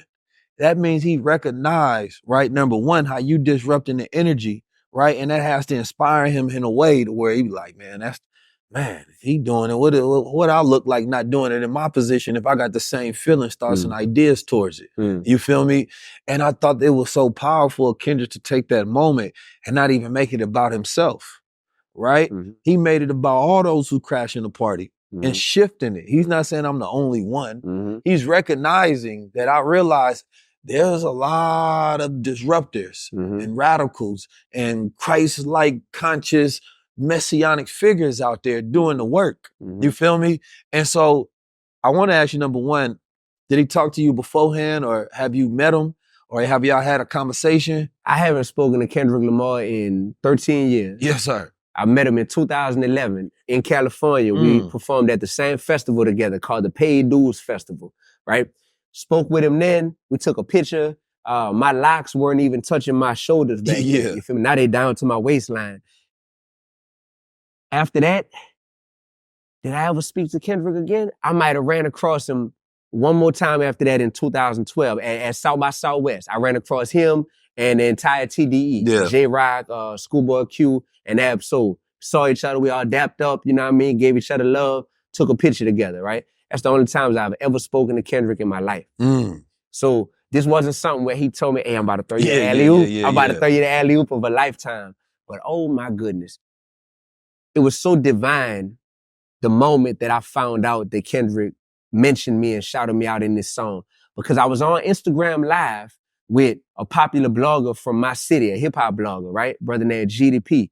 And I was sitting there receiving condemnation from my city because of my viewpoints about who should perform at the Super Bowl. And at the same time as I'm receiving that condemnation and I'm on Instagram Live explaining my heart and my viewpoints, I received this validation from the most powerful rapper on the planet.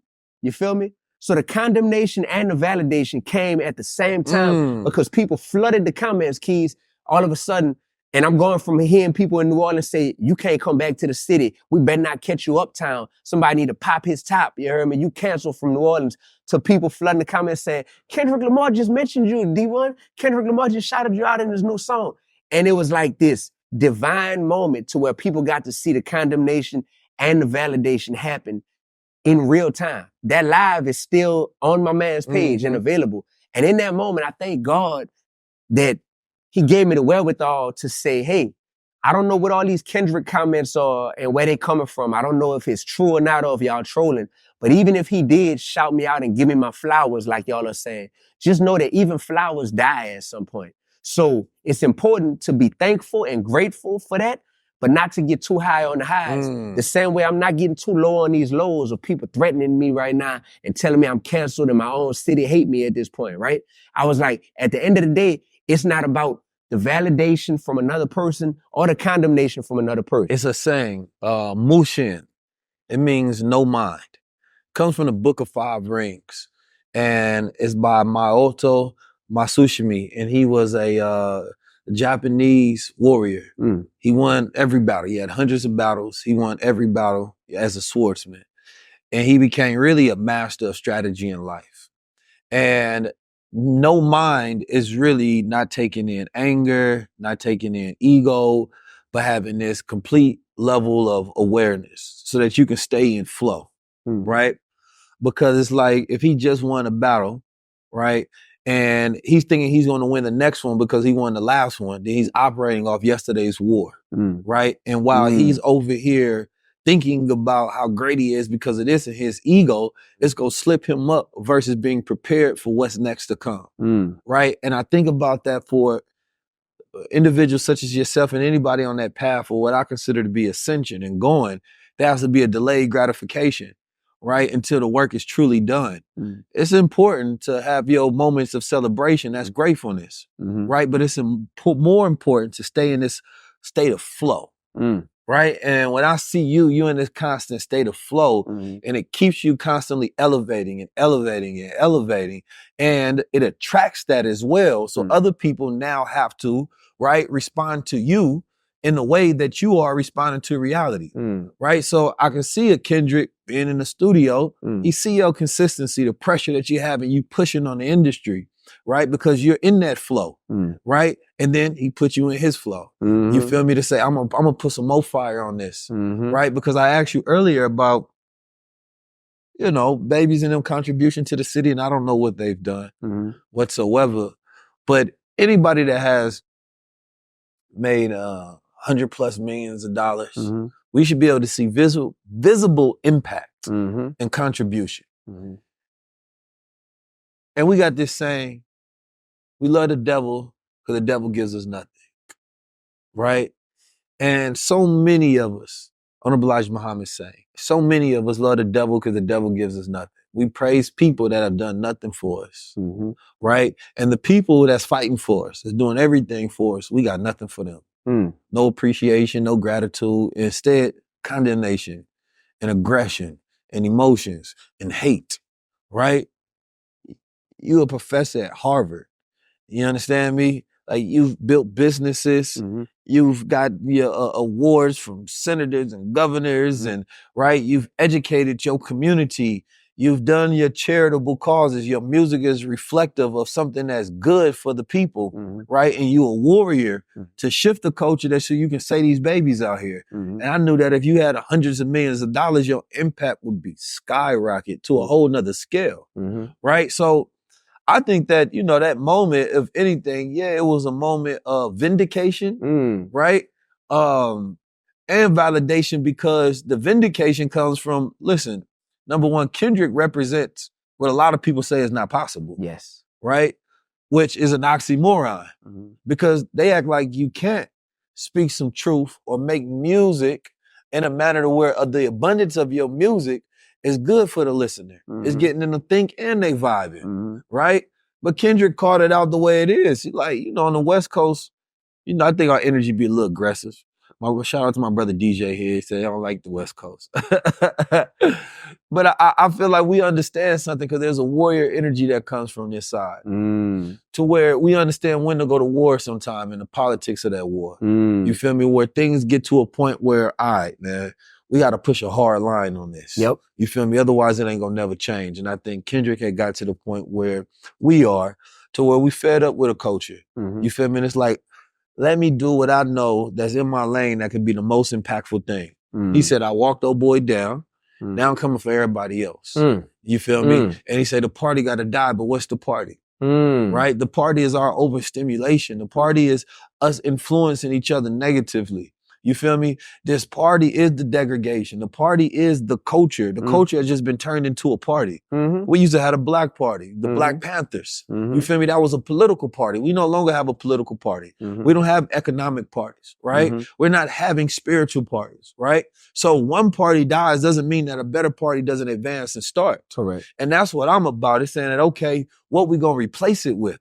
You feel me? And so that shout out between you and Lecrae is something that I want everybody else to take as a blueprint.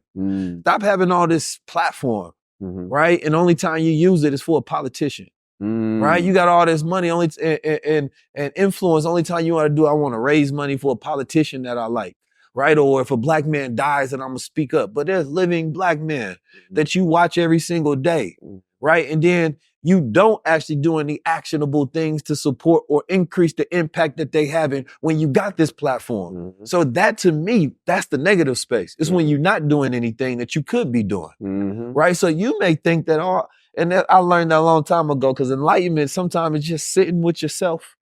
You can be this enlightened being. You're not doing nothing to the world.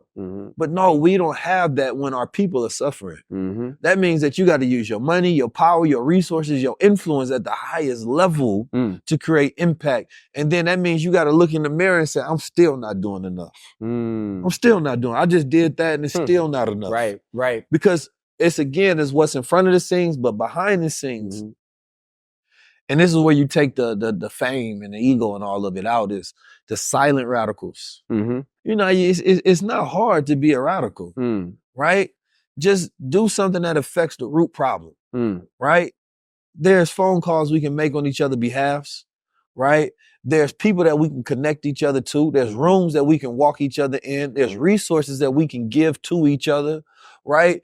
There's ways to use our platforms to shout each other out. There's positions that we in that we can say, oh, I'm going to do that because that's one of my tribe. I want to see them constantly go. So when you don't see a brother like yourself or myself elevating, that is a condemnation of the culture. Yes. Not us. Correct. Because if you're doing your part, then that means that you're going to let me out there as an individual to where you be like, okay, well, if I don't have the skill set or the knowledge on a certain thing, then you should be there to teach me and educate me, right? If I don't have the resources, you should be there to help give me those resources. I'm out there wild and unprotected. You should be there to help keep me safe, right?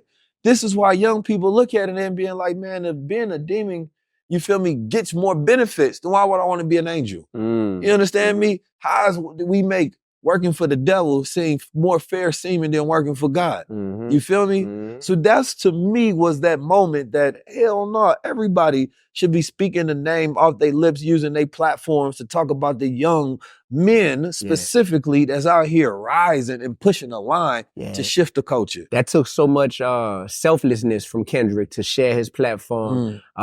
The absence of ego is something that has to exist if we care about our collective betterment as opposed to just our individual betterment, you know? And in a culture where we turn people into idols and icons, people don't see selflessness and sharing as part of the blueprint to get to becoming an idol or an icon. And that's one of the issues right now. Everybody feels like, I got my own platform, my Instagram page, my YouTube channel, that is my platform. That's my version of CNN or Fox News or MSNBC. So it's on me to elevate myself as much as possible. I love that Instagram took away the feature, I've been the first one to utilize this, take away the amount of likes and the amount of shares and everything that people can see visibly. Because I don't want you to support me just because you see how many other people have supported me. And I don't want you to not support me just because you perceive that not enough people supporting this post, so maybe this post ain't really resonating. I want to take away all that. I want the metric to be your morality. I want the metric of if you think this is dope or not to be your moral conscience. You feel me? And let that dictate if you're going to rock with me. I'm not a flashy person. I never show what I got on my wrist or based on what I'm wearing or based on what kind of car I pull up in. You heard me? I see you, dog. And I don't knock nobody and I don't knock nobody either. Yes, as long as you're not going broke behind that. You feel me? I don't knock nobody for that either. I like gold because gold, gold is going up to like 2,900 right now. And we always trying to get people to think about investments. You feel me? So, and there's nothing wrong with platinum, as an investment stock, but a lot of the things that we invest in and the culture don't hold their value. And that's part of that literacy component. But it was something as you was speaking that I was thinking, it would be so dope actually to see you sit across from Lil Wayne the way I'm sitting with you. Because he's the past of New Orleans and you're the future, right? And y'all almost like an inverse reality, right? You light skin, you little brown skin, but y'all both got dreads. But you can see two versions of two different paths. But it's also one of those things to where I've never seen discussions with artists and they fans, and the fans get to tell them their impact, negative, right, or positive. But sitting across and being like, listen, man, I followed your path and this is how it hurt me. You feel me? We've never seen that. I just pray to God that can happen. That's a level of healing and responsibility I think we need, because there's so many young men that went down the path. They be like, man, I thought you was a real gangster, so I followed you. I thought you was a blood, so I joined the gang. And this is what happened to me. I used to listen to your music and it influenced me because I wanted to be like you. So I did the things that you did to feel connected to who you are, right? We've never had that level of accountability within the culture whatsoever, right? And you go hear the positive testimonials, but what about the negative effects? Yeah. And we can then juxtapose that to today. You got a young brother that's gambling. He becomes addicted. He loses money. He loses girl. He loses family. He becomes depressed. It can spiral. People become addicted to these things. Same thing with liquor. Same thing with alcohol. Same thing with many different things that we just blindly go out there influence without any thought to the effect. Right? And I feel like that's where the accountability comes to where man has to then think about, what am I really doing? And so a lot of people want to be blind, right, to how they're affecting people so they don't have to be conscious and that awareness doesn't have to weigh on their soul.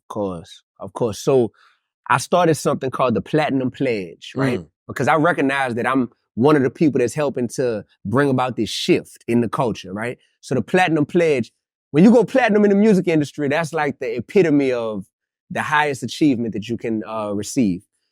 I turned platinum into an acronym that stands for People Leading a Transformation Involving Newly Unified Mindset. Because these newly unified mindsets, that's what's going to bring about this transformation that we want to see. So the Platinum Pledge simply says, I'm here to unify all of the people who agree that we no longer need to create, consume, or promote music that is glorifying murder, drug dealing, drug usage, disrespecting women, and sexual irresponsibility, right? And me putting that out there, I started it on January 1st of this year. I put it out there on my website, Dee1music.com, DEE, the number one music.com. People go on there, it takes them 2 seconds. They sign their name, bam, they've joined the Platinum Pledge. At this point, brother, I've created such a large community of people who are ready for that shift, who have signed the Platinum Pledge. Everything from me going on the Breakfast Club and Charlamagne being like, oh, I rock with that, I support that, to so many other artists who are already a part of that shift, and so many tastemakers and influencers that now it's been 9 months. As we are recording this right now, it's been almost 9 full months. You know, it takes 9 months for a baby to be in the womb, you heard me, before they come out. I've been sitting on this, and this has been marinating for 9 months in terms of growing this community, but also me praying for 9 months straight. God, what do I do with this new community that is tangible, that is ready to make this shift and ready to be taught how to be consumer activists and ready to be artists who can unify instead of having a spirit of competition and saying that we are going to be the epicenter of where this shift is going to come from? Because people don't need to just hear what the problems are. They need to understand what the solutions look like. And we look like the solution, you know what I mean? So now with the Platinum Pledge, the next phase at the end of this month, and how divine is it that I wanted to wait 9 months to go into phase 2. And in the 9th month, oh, by the way, D, I'm going to get the most powerful rapper on earth to shout you out right quick too, you know what I mean? Yeah. This is God just being like, man, I'm throwing you that alley-oop. And I played sports my whole life, so I know what to do with a nice alley-oop that's coming my way. You know what I mean? I know how to catch that thing and yam that thing. So, brother, I'm excited because the Platinum Pledge is something that I want everybody to sign, continue to sign, to now join this alternative community to where we're having to cleanse ourselves. I still have a taste for murder music because I spent 20 plus years of my life consuming it. So now, although my spirit and my heart tells me this ain't right, my body and my habits have been formed to where it's like, man, you grew up listening to that.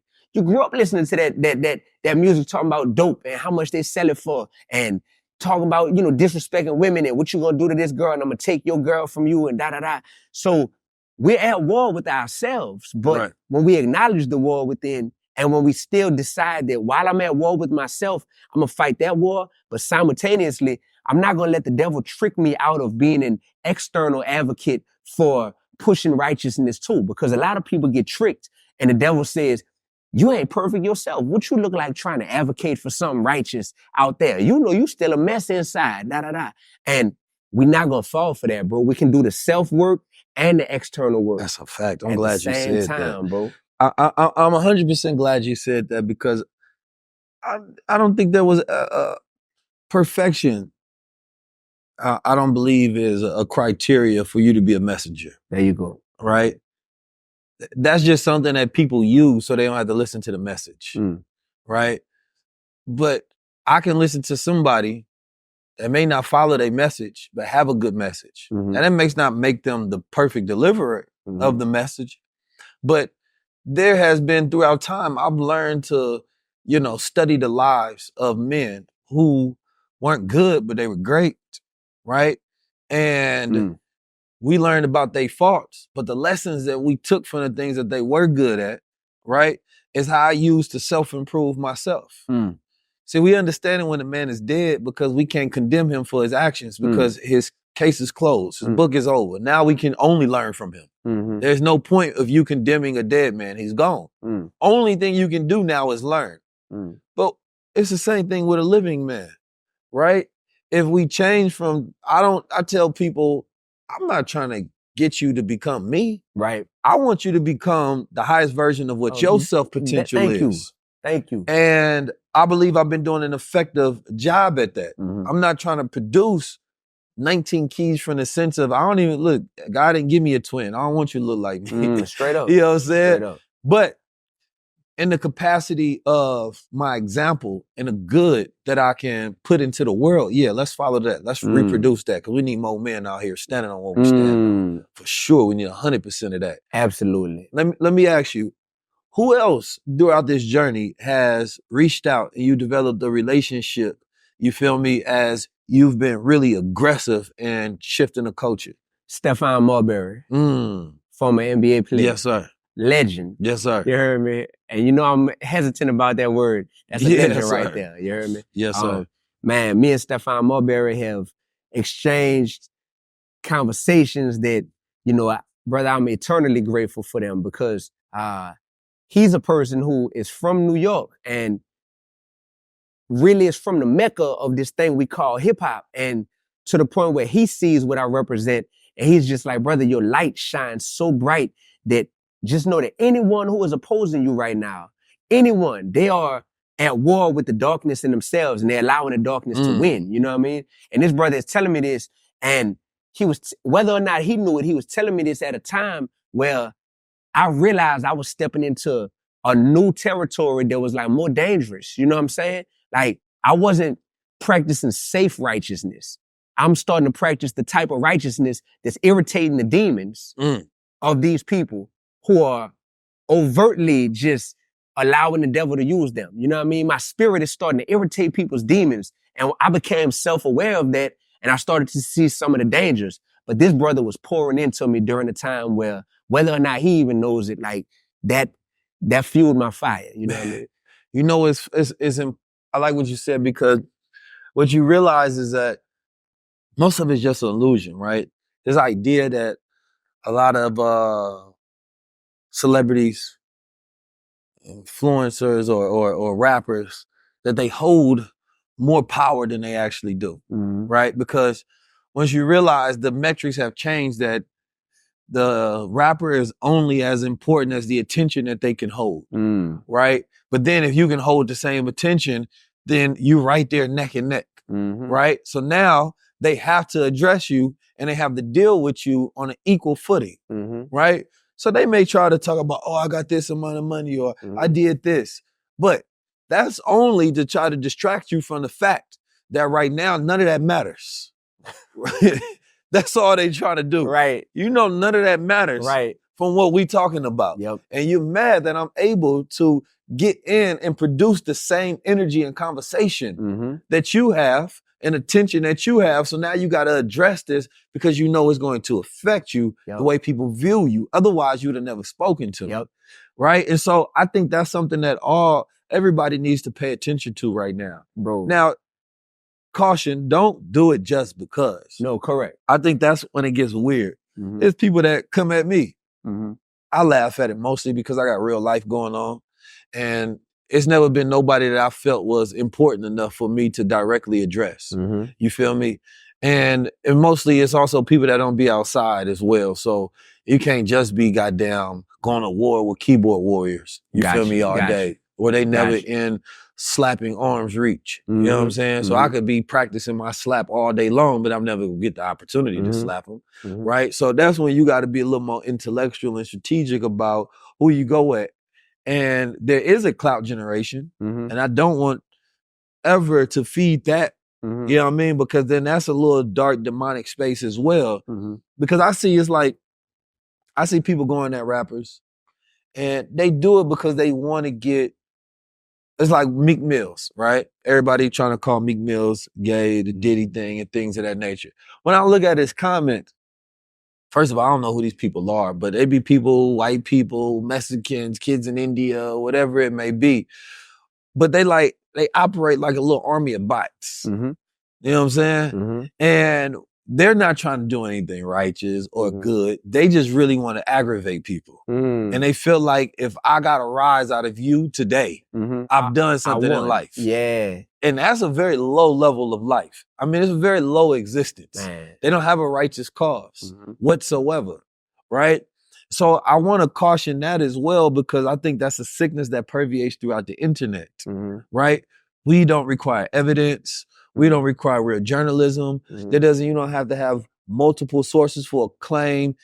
We don't have real context added to the things to understand the nuance of what something means in this context versus the way you taking a clip out of context. Like, the truth matters the least to this generation than ever before.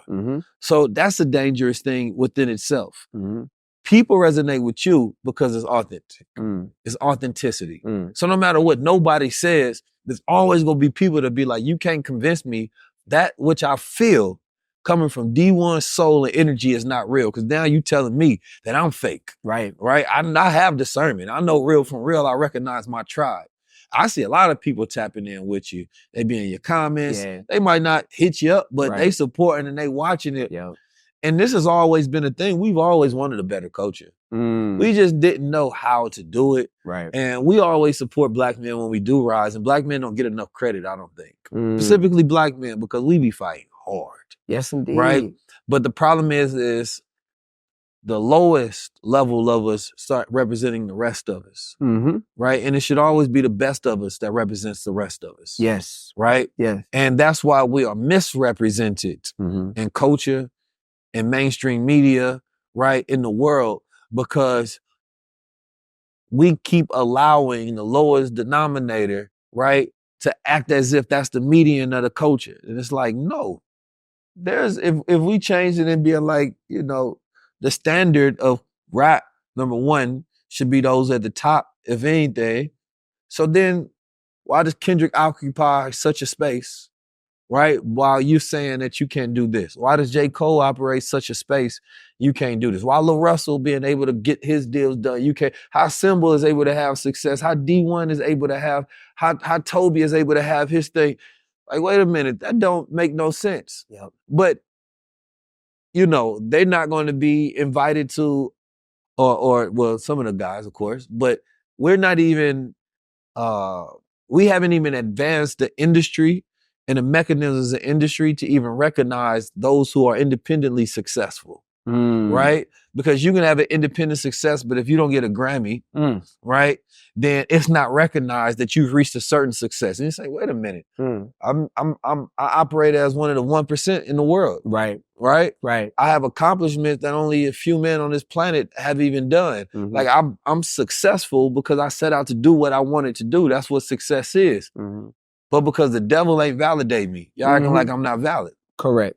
That don't make no sense. That's what I'm going through currently, brother, is how much of the success needs to be shown, almost to the point where it's like shamelessly showing the success for the purpose of motivating the rest. Because our community, we respect success, bro. Right. We respect success, and that's the part that I go through. Because, I think with you, it's not about what you have, it's about what you do with it that showcases what you have, right? So it's like, there's always going to be a way where, let's say, I say Meek Mill say he bought a farm, right? We know it takes money to buy a farm. So you have to then assume that this person has money, right? You see a person traveling the world. I know it costs to travel the world, so I know you must be successful in that realm, right? You start a clothing business. You do these things. It's about what you're doing with what you have versus what you have. Because then when people want to emulate the type of success and the rewards that come from being you, they like, oh, this is what comes with it. But then once I get it, this is what I should do with it. You feel me? So for me, that's what it's about. You feel me? Like, I never show cars and houses or anything of that nature. You feel me? But I'm always get to travel with my team. That's expensive as hell. I run an independent show. That's expensive as hell, right? We take the money and we self-invest, and I can move throughout this planet Earth how I want to. So, but then, I might want to ride in the Phantom with the homie. You feel? We might take a picture in the back. Why not? But only if it's my real life. If it's not your real life, then that's when it's not authentic and that's when it's not real. But there's nothing wrong with showing your real life. That's just documentation. Right. You feel me? Right. But to go out your way to do something to project an image, right, then that's not gonna be real. Correct. So your image is authenticity. So do what's authentic to you and people go feel it. Yeah. But it's nothing wrong with raising a bar. You feel me? Because then it has to be an evolution. Because if you stay the same, right, then what's the benefit of following the path? You feel me? I want to see the elevation. So I think about that in my own life. It's like life design. You feel me? We're watching Dee-1 and we're saying, okay, well, I like what he does, but I don't want the benefits of what, you know what I mean, the life comes along with. I would think that he's able to travel the world, he getting some money, then I would think I would be able to see these things evolve. It could be your clothing, it could be places you go to, it could be anything. But it's just increments of improvement and advancement. There's a version of you in 10 years that has better taste, that moves differently, that, you know, dresses differently, that spends his money differently, and they shows the world that. We know you a person that is fearless, you're courageous in the way that you go about speaking truth, right? You know how to make music. What is the next stage to saying that you now have the same operation and resources behind your good that they have behind their bad? Yeah. Right? Because it's not that they're good in the sense that, you know, morally good or whatever, it's that they know the science of constructing it. So luxury brands, we're in a manufacturing facility. There's a process to development and aspiration. And that aspiration versus ambition, see, you fighting the ambition of the culture. What we want to gain, what we want to gain. And the focus is aspiration. What do we want to become? Where are we evolving into? So then that question becomes for you to have that own self assessment of what is the evolution of Dee-1? What does that look like? How will you inspire people to aspire next? Absolutely. And that's something that, as I think on it, I'm really excited because I didn't have any idea that God would use me in the way that he's using me now. It's just like David in the Bible, man. David had no idea that he was going to be the son that was chosen to be the king. You feel me? David was just the young dude just trying to obey his father's orders. You know what I'm saying? And he had no idea when he went out there to run an errand for his daddy that he would end up being the person to fight Goliath. You feel me? And defeat Goliath when everybody else was afraid. Like, when you focused on your path and your gifts and just constantly, you know, being pleasing to God, God will say, you are a worthy messenger. You know, the message got to get out one way or another. And the message itself is not selfish. You know what I'm saying? It's all about the messenger not being selfish. Because you got certain messengers here that God will be like, here, I'm trying to ordain you to be the one that puts this message out. And you got certain messengers that's like, nah, God, I ain't ready for that now. Nah, God, I'm too distracted with other stuff. You know what I mean? For me, it's just like, I just want to be a messenger that God can always look at and say, yep, he's ready anytime I call on him. And that is something that has, it's clicked to me that, man, he's using me for a purpose that I never even saw myself, like, I never saw myself walking in these shoes, bro. Never did, on this level. You know what I mean? So, I'm trying to go platinum in heaven, man. Forget Billboard. You know what I mean? I done did the Billboard charts. I done did all that stuff. That's small fries at this point. And the real challenge is to get everybody else to see that these are man-made awards, man-made trophies that we are spending our whole life and our creativity and our time and our talents chasing after, looking for validation. We just never opened a curtain to see what was behind the machine, right? It's like Dorothy in the, what's the movie? She trying to find, she get lost. The Wizard of Oz? Wizard of Oz. Yeah. And then, but once you get to the end of Wizard of Oz and you can see the wizard, it ain't impressive. He's a little man behind it. Correct. And it's the same thing with these awards and things of that nature. Correct. If you was to unveil the process, who's this person, how they pick, what's the machine, how the process, it's not really that impressive. Correct. Once you realize that most of these awards, if you want to get them, it's payola. Yeah. You know what I mean? Absolutely. You want to do a press run? Absolutely. You feel me? You go pay somebody $5,000, $10,000, you can get your press run. You want to be on the red carpet? You can get in these places. It's just a little money. You know what I mean? My brother Dame Dash said he can make anybody famous, give me $10,000. Straight up. You feel me? I'll get it to the right people. Straight up. All it is a budget, Yeah. but we don't be knowing a lot of times the ins and out of the process. And a lot of it seems more nefarious until you get in and realize, oh, I just didn't know her. I ain't got her contact. Correct. But this person got their contact, so now you're giving them more credence and validation only because they have a connection that you don't have. Not that they're more than what you are, right? And so it's our ignorance, right? That most of what we're giving all of this value to. Because if we understood, this stuff becomes very small and unimpressive very fast. The more that I learn about the game, the less desire that I have to want to play the game. Because I realize that playing the game makes me feel like a lame, bro. Like, it's a bunch of lames that are in this industry that were never cool before they got in the industry, and now they're trying to hold on to their little position or their job title with everything they have because that is where their credibility comes from. You know what I mean? We got a saying about me being a made man. Like, I was a made man before I set foot in this game. This game was a strategic chess move for me to get into this industry so that I could continue to make impact, but on a broader scale. You feel me? And I understand that there's levels to this. And once again, I never want to chase mass appeal when I have to sacrifice what's godly and real about me. So the day that I reach a level in this game, but I'm no longer the authentic dude that everybody is like, man, your authenticity, dog, that's shining out more than anything. Yeah, you a beast 100%. at rapping, you a beast at this, you a beast at speaking, but your authenticity, the day people stop saying that is the day that I have to feel like I sold out, because the authenticity is what makes, brother, I'm in places where my numbers don't even justify me being in if I was following the rules of the game. My numbers and my stats and my accolades don't justify some of the places that I'm in, but it's because God is ordaining everything I'm doing. Like, this is a blueprint that everybody needs to be looking at to follow, because it won't be some course I'm trying to sell you. It'll be keep God first, remain authentic at all times, and use your God-given gifts to make this world a better place. That's it.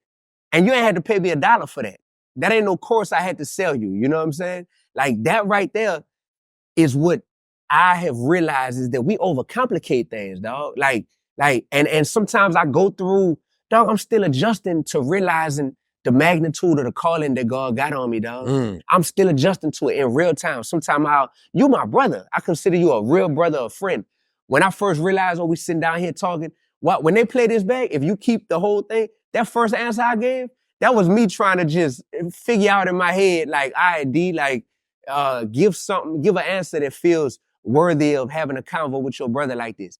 After that first answer I gave in this interview, that's when real David stepped into the building. I was like, man, this is my brother, man. I'm worthy of being here. But I go through imposter syndrome, bro. That's something people don't know. With all the fearlessness and everything, dog, I still be feeling like, man, I'm just let David off Dwyer Road in New Orleans East. You heard me? In the Goose. Like, where am I? What am I doing? What is a Dee-1? What is this award? What is these people reaching out to me? So at times, like, I'm still grappling with the magnitude of what God has called me to do. And, you know, my label that I came up, that I formed, my record label is Mission Vision, right? That's my whole tagline, Mission Vision. That's my brand.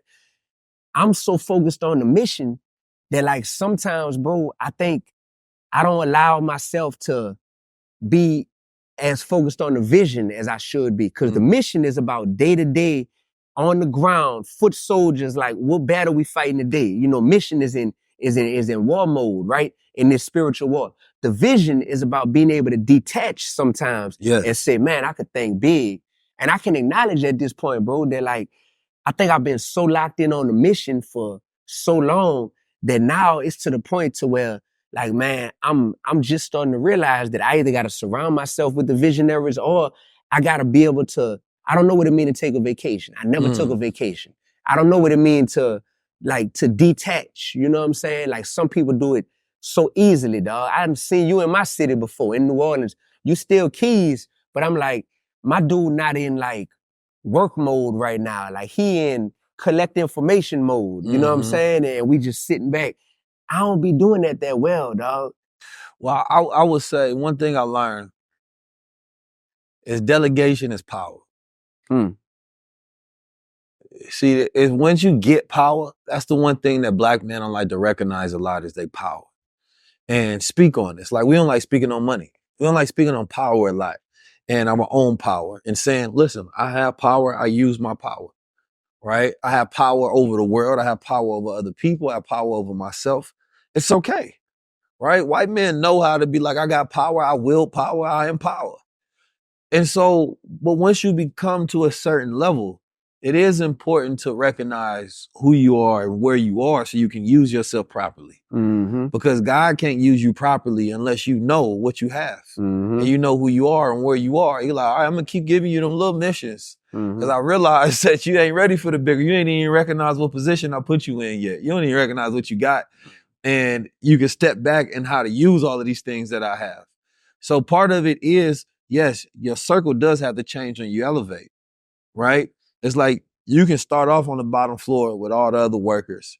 You start getting paid more than everybody. You can't stay around them. You stay around them, they'll start getting jealousy. They'll start getting envious. Like, yeah, you may be around us, but we're not on the same level. So you got to go upstairs with people that's of the same status so y'all can be equal, right? Then you got problems that's different than the people that you're around. So you have to be around people that have the same problems or had those problems so they can help you solve. So once you a visionary, you want to be a entrepreneur or entrepreneur, right? So where you working in the business or you working on the business. Working in the business, this can only go so far. Working in the vision, it can only go so far. Working on the vision, now you become an operator, right? Now you become a steward to be able to move this thing and shift it in a manner in which it needs to be, and then to put other people in place and manage that spirit and energy, right? And learn how to pour into them so they can do the things that you used to do so you can focus on the things that you're good at. Because the goal now should be mastery, right? Are you mastering the level that you at?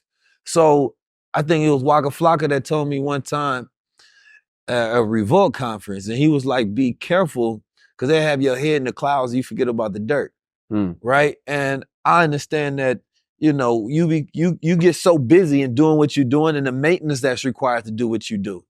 You're no longer in the visionary seat anymore, which means you're no longer that person that got you there, right? And that person is different. That person had a different drive and a different spirit and a different fight.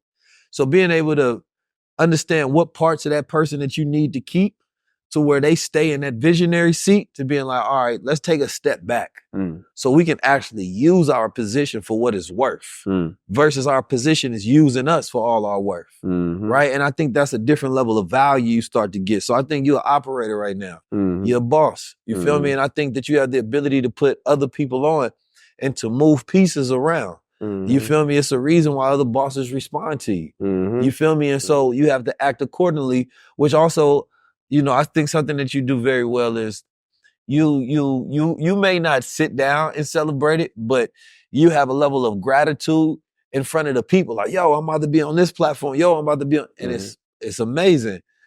But in real life, you should never be surprised because that's the frequency you want. You feel me? I learned to stop being surprised because things happen less often when I'm surprised about it. You feel me? Because the universe is being like, oh, okay, you're not on that frequency. But when you shift it, you know it's your normal life, then you expect it to happen. You agreed for it to happen. So therefore, it's going to continue to happen, and that just becomes normal. So it's changing your self-image from being the person that's trying to get upstairs to being the person that's in the top floor view. That's what's happening right now, bro. Yes, sir. That's what's happening right now, bro. That's what's happening right now. And yeah, it's happening, bro. I feel it internally. I feel it externally. I've been praying more than ever. And I'm just knowing that, man, I'm just so humbled, man, because I'm like, dang, God, you really chose me. Yes, sir. Like, you really chose me. And I'm up for the challenge, because it is a challenge. Yes, sir. I'm up for it. I got the emotional intelligence. I got the spiritual maturity. I got the integrity. You got I a got wife? the work ethic. Yeah. You said if I got a wife? You got a wife? I ain't got the wife yet. Yeah. I ain't got the wife. That's what it is. You need the wife in the life. Yeah, bro. That might. Yeah, you're right. You got to find the one. Yeah, you're right. That's gonna elevate you right there. You're right. So that's definitely a real. That's a real Nah, that's a real. I think that's That's a real what's puzzle missing piece. to the equation. That's a real puzzle. You feel me? I think Yeah. that's the next level. That's gonna take you to another place because your woman is a vacation. You feel me? That is nature. You feel me? You operate in the spirit of a lot of masculine energy. Yeah. So it's that balance. And the reason that I understand to decompress, right? You have to decompress in all situations. Otherwise, you keep allowing that pressure to build up. Now you can't be a good operator for the mission you on. Right. That's I want people to really understand that stress is not good for men. So sometimes, like, people that sacrifice a lot, it's like a virtue signaling of they self that they're better because they're going through more stress. That they give their last dollar, they make themselves feel good about it. But that's not the best way that God can use you. I don't ever want you to get to your last dollar. Yeah. Because now you got to figure out how to get another dollar, right? Instead of figuring out having a well-oiled machine, right, where you can consistently give 10% of tithes or zakat to charity, right? And that doesn't even affect you. But now you can have more impact that way. But I see so many people get all the way to zero, right? Because then they feel more virtuous than the next person. Like, no, God can use you better if you got abundance, right? He can't use you if you're tired. You done drained yourself out. You never, you know, you're not supposed to use an iPhone all the way down to 0%. It messes up the battery.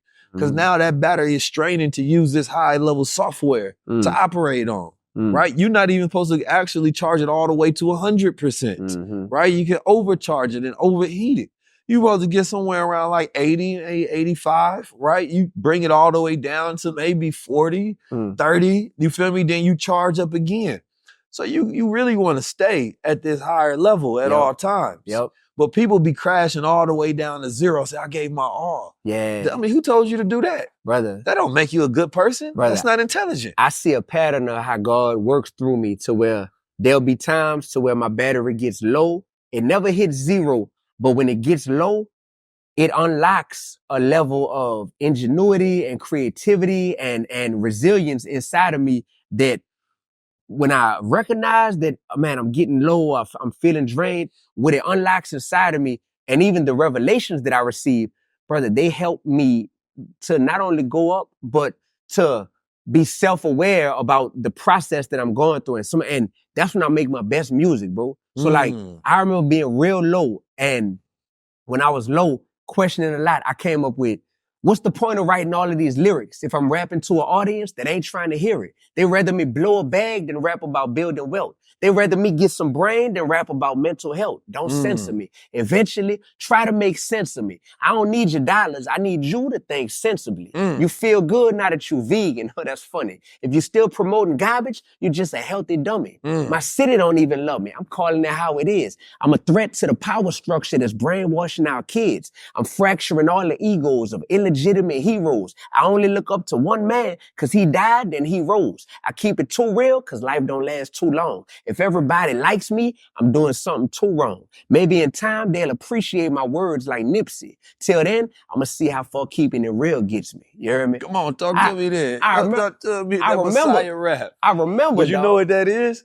When you start to get low in energy, it's your frequency goes down and you get to frustration. Sometimes you get to anger. And in that moment, yeah, you charged up to say something, right, in a better way.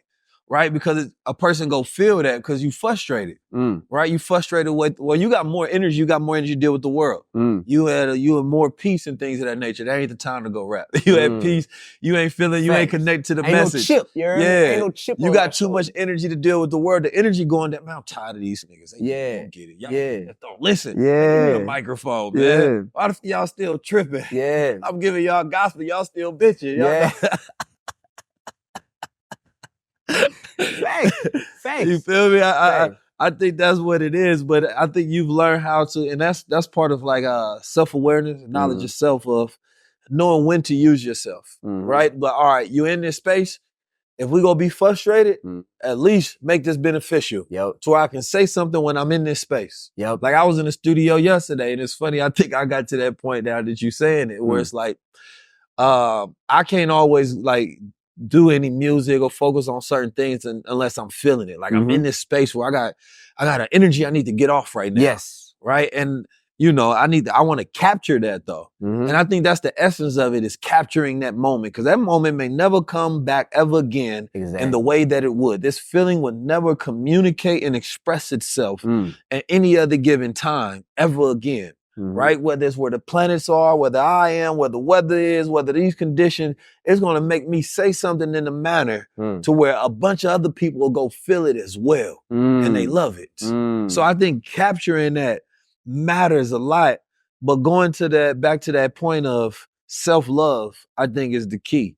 Right? Because when we have self-love and we operate at higher energy, we need that to deal with each other. Right? When you got low energy, right? Yes, you get frustrated in the household. You start yelling at your girl. You start yelling at your family. You got a short temper because you got low energy. You got high energy. You ready to go run a marathon. You're like, what the world got? I got it. Don't even worry about it. That's why our health is important. Because if you're taking care of yourself, you learn how to eat right, you learn how to live right. Now you have high energy to deal with your children, to deal with your business, right? To deal with life, to deal with your partners, to deal with all of these different things.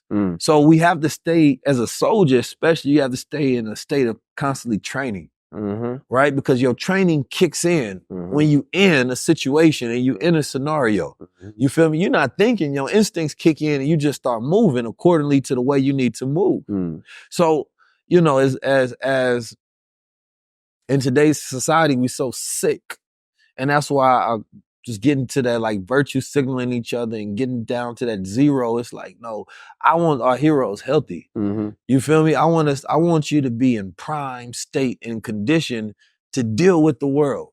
Right now, you as an artist, it benefits you to have an outlet for that frustration. Most people don't have an outlet for that frustration.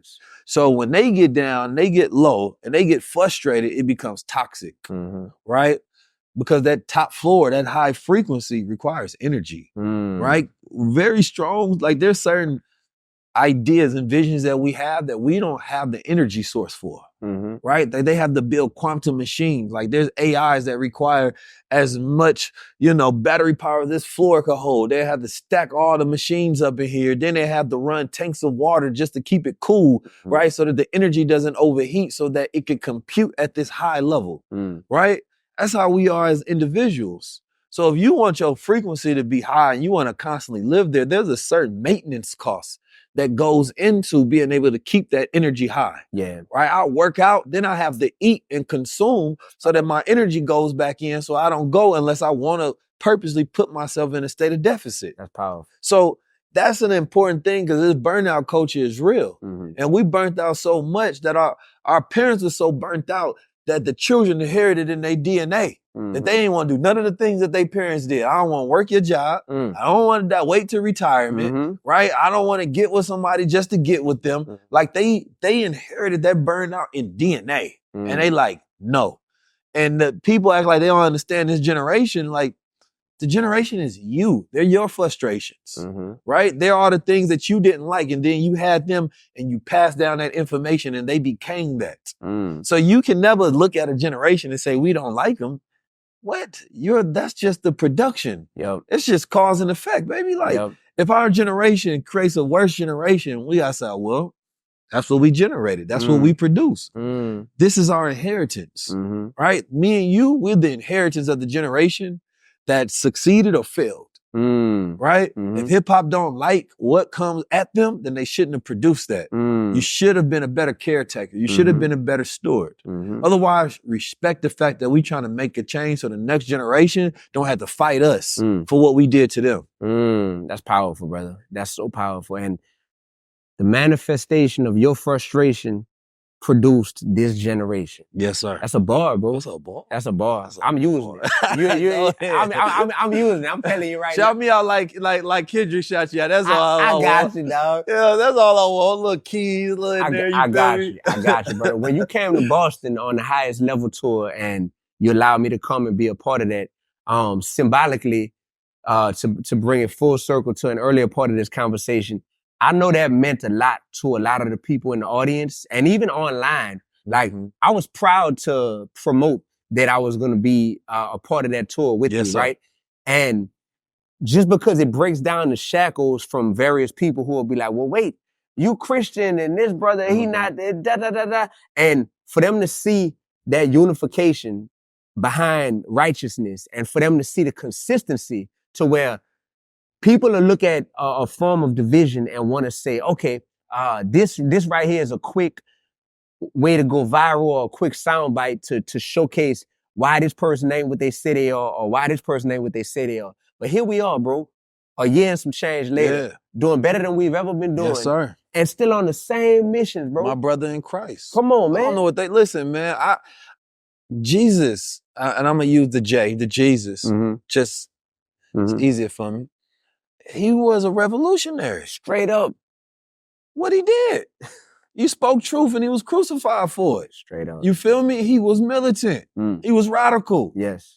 So when I see those traits in another man, that's Christ. You feel me? When it becomes crystallized to where you stay in that state, in that frequency, that's when you become messianic. But there's certain variables that have to come together before, you know, you become that crystallized Christ consciousness and you're always in that state. But I see that within you. We're not perfect. Right. Nowhere near. Right. Right?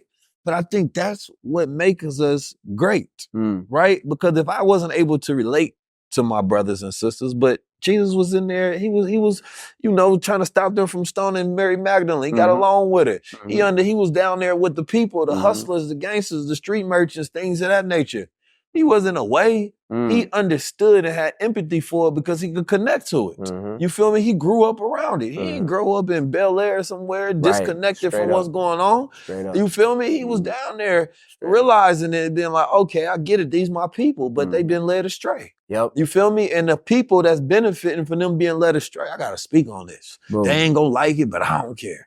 Brother. You feel me? Man. And I already know these people that said they with me, they ain't gonna be with me when it's time, you feel me, for them to come get me. Straight up. You feel me? Matter of fact, I know some people that's super close, they probably go goddamn turn on me. But guess what? He knew all that. And he still did it. That's called heart. Still love See, it. I relate to practical traits. Jesus was a man, first of all. And when I say man, like, bro, he handled his business and he wasn't afraid. So you can't call yourself a Christian and you afraid. Oh, how you speak that? They go do this. Oh, but I thought you was Christian. Correct. Jesus would have did it. He was a gangster. He stood on what he stood on. What you talking about? Correct. Man, he probably would have, Correct. He probably would have smacked you out his way. You feel me? Like, literally. That's what I'm saying. Like, I want people to think about these things in a practical way. Bro. You feel me? Like, if he was on social media, y'all probably would hate him. Bro. Because he'd be at your throats. Exactly. People talking about they love Malcolm. Malcolm be talking about you. Facts. What are we talking about? Like, a prophet most of the time never loved in their time. Straight up. Right? I think that's the thing. Like, you're not going that's the otherwise you wouldn't be necessary if you wasn't come to oppose the people in a way that they are. So that opposition is going to be a threat to people's lifestyle. So that's why you're opposing the time you in, because you're going to create a better time, right? So yeah, I'm walking in a party and I'm like, all right, the party over, man. Y'all been tripping. You broke. You just got an STD. Right. You got down talking about you ain't take care of your kids. Straight up. You just told me you had a business. You was supposed to be here. You supposed to be focused at home studying. Don't even get me wrong on your ratchet ass over there. All y'all get out of here. You feel me? But nobody gonna want you to cut the party off. Correct. But you was 100% right in everything that you said. Everything you said and did. Yeah. Bro. So I'm coming in here to do right regardless if you ready for it. Man, I'm coming here to flip tables, man. That's why I'm in this thing. I just started a podcast. When Kendrick shouted me out, I was like, oh God, I've been supposed to start me a podcast with everything you got on my heart. I said, I'm gonna call that thing Flipping Tables with Dee-1. I like that. Yeah, Flipping Table. Just put the first episode. Man, we need a table we flip every time though. Straight on that. Ooh. I wanna come in there and flip a table. I'm trying to tell you, bro. Cause when man. Look, like, this your commercial. Yeah, it gotta be somebody, it gotta be like some gambling going on or something. You feel me? And then you come in and while everybody just in there kicking and partying, you just flip it and just throwing everything straight up. I that's far. That's the commercial, bro. Yeah. That's how I be feeling, bro. When I had these type of conversations or when I see what's going on in the culture, I either be ready to flip a table or write a song. And y'all lucky because I choose to write songs. You hear me? And them songs empower other people to want to go flip tables. You know what I mean? So now the podcast is flipping tables with D1. Cause that's the type of time I'm on. No, you've been flipping a lot of, matter speaking of flipping tables, some of the tables that you flipped, did you ever make peace with any of them? Name somebody. And Jim Jones, Rick Ross. I love you too much. I love you too much to not be honest with you. Rick Ross, you could do better, brother. Meek Mill, you could do better, brother. I love you too much not to be honest with you. Are you the face of prison reform?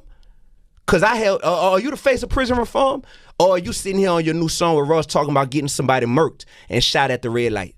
Which one is it, bro? You could do better, Jim Jones. You could do better, Rick Ross. You could do better. I gotta see you do better. Wait. Little man, whoever you is, until you feed the kids where you from for 20 years straight. Don't question Rose. Wait.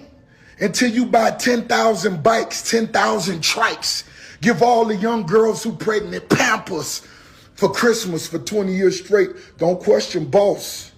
You heard me, little man? Get that basket off your head so you could think clear, little man. You going viral for speaking on niggas' names, not because of your talent. Rick Ross, no. Haven't had any contact with him. I really feel like I hurt Rick Ross, and I'm going back and forth in my head about, was that hurt necessary? Because I can tell that my comments, the truth in my comments really got under his skin. You know what I mean? Because the vitriol that he came back with and his comments towards me had nothing to do with the topic. You know, it just turned into name calling. Yeah. And in that moment, I went from feeling like an underdog, right, to feeling like, oh, I'm up 20 points right now. And you play and you move different in the game when you're up 20 versus when you're down 20. You know? So with Rick Ross, I've allowed that situation to just be what it is. Unfortunately, I discovered an ugly truth about our culture, which is a lot of brothers will flaunt the relationships that they have, but they won't actually want to utilize those relationships to maybe build a bridge when they see that there's a divide or there's some conflict that has been there. So many people tell me, oh, I know Ross, that's my dude, da-da-da-da. But ain't none of these people tried to build no bridge with me and him, even if it's behind the scenes, just so black man to black man, we can have a talk and just understand, brother, I love you, but I practice transformational love, which is where I'm going to affirm you when necessary, but I'm also going to challenge you to be the best version of yourself when necessary. Your yes man in this culture practices affirmative love. All they want to do is affirm you. Everything you do, even the stuff that they know ain't right in their conscience, they want to just affirm because they want to be down. But I never had that convo with him. So Jim Jones.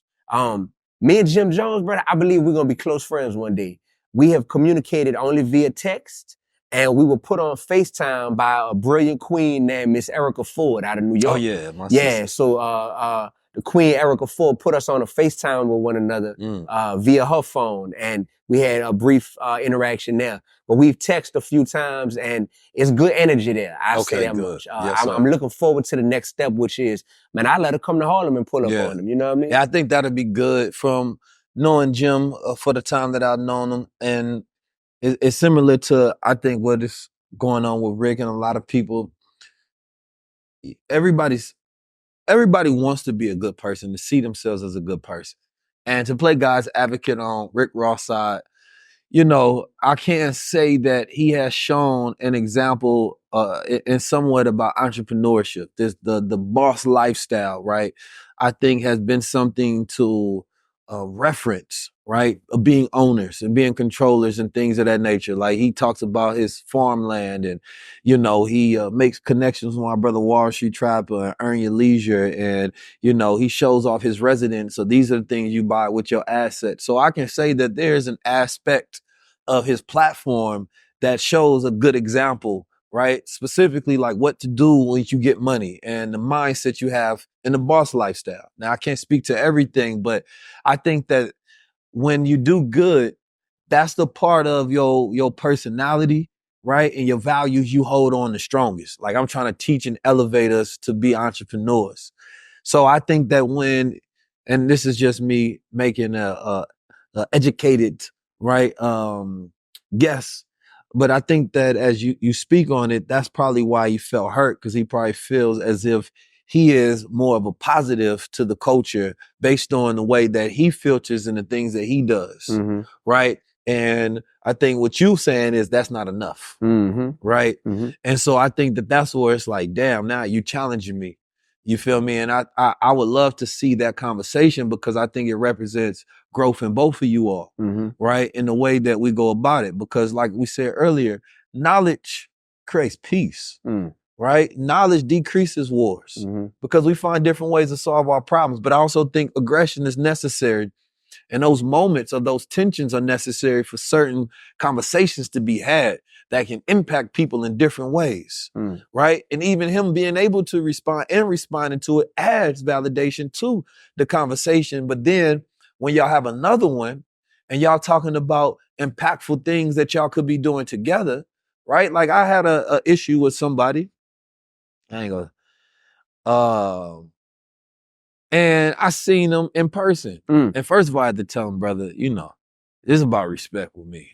You know what I mean? It always got to be respectful. You know, Brother Dr. Wesley said, we attack principles, not people, right? So if I do something that's in principle that's wrong, yes, you can call that out. But if you call me a liar, if you say something that's different, now we have to have that, you feel me? And we got to check that in person and it got to be respectful. Otherwise it be whatever else is going to be. Cause I'm from Oakland. You feel me? You feel me? And the side of me that's not from Oakland is from St. Louis. And that's even worse. It's bad for the other person regardless of what side come out. Just, you feel me? Let's just keep it the high 19 keys right now. But you know, that conversation was good and productive. And I think that it leads to a pathway. If we do something now together, it'll be even more positive because Black men need conflict resolution. You feel me? And I know with Jim, it'll probably be an easy conversation for y'all to have and y'all to have a productive one. So where you have him on your podcast and y'all sit down about those tables that's flipped.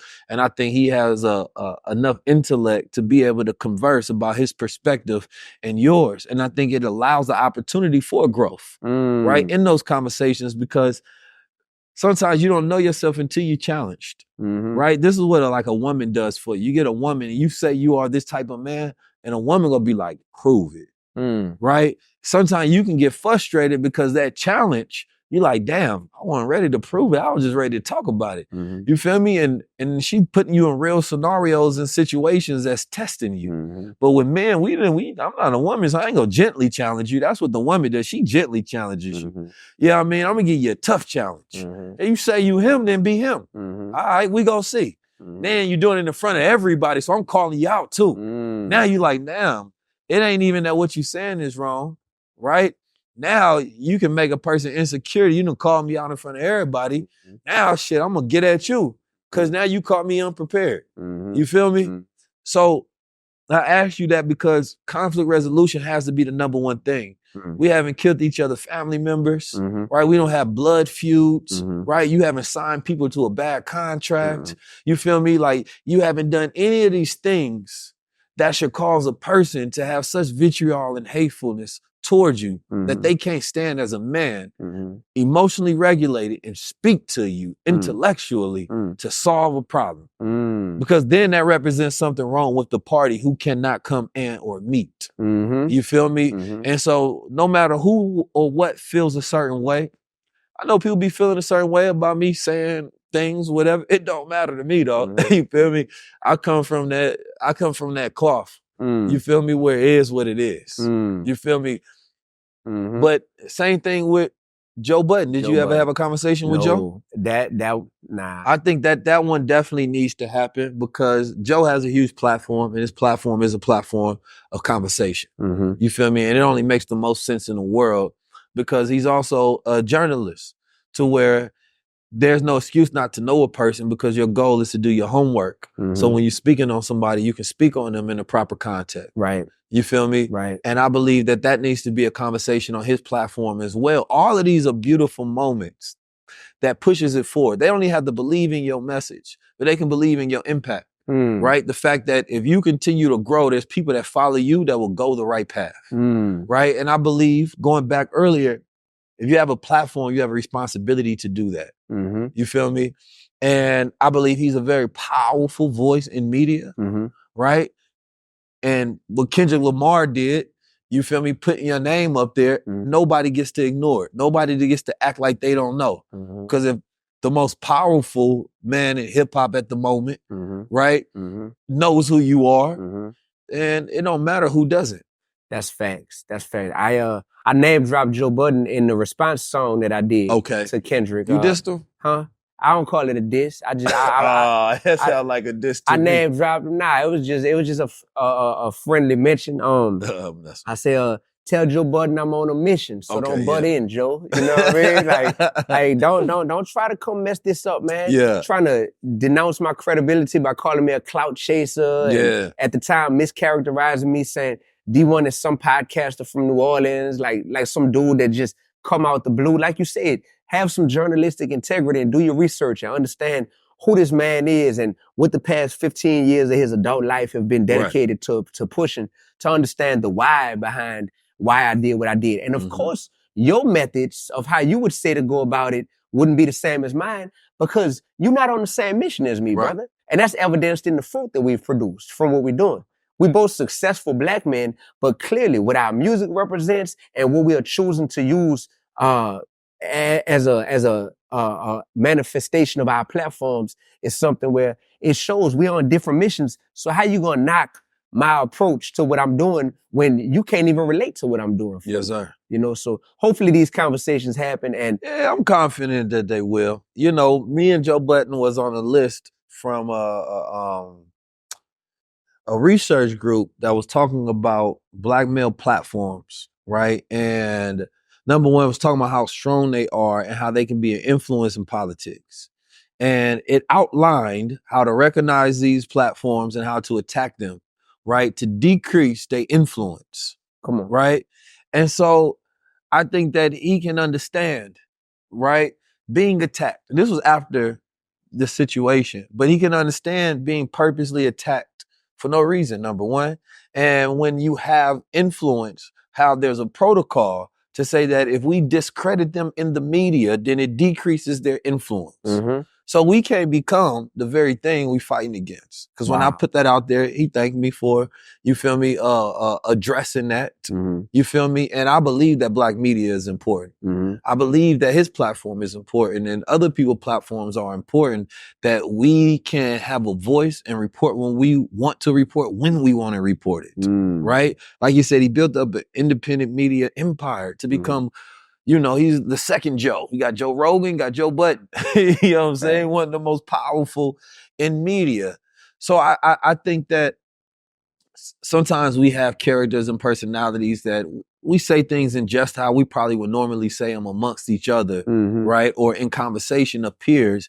And then we have platforms. So then what we say reverberates and affect people in real life. And then that just comes with another level of accountability or responsibility and awareness of our new level of power, right? And I think I always give a certain level of grace because we're still growing in this new power.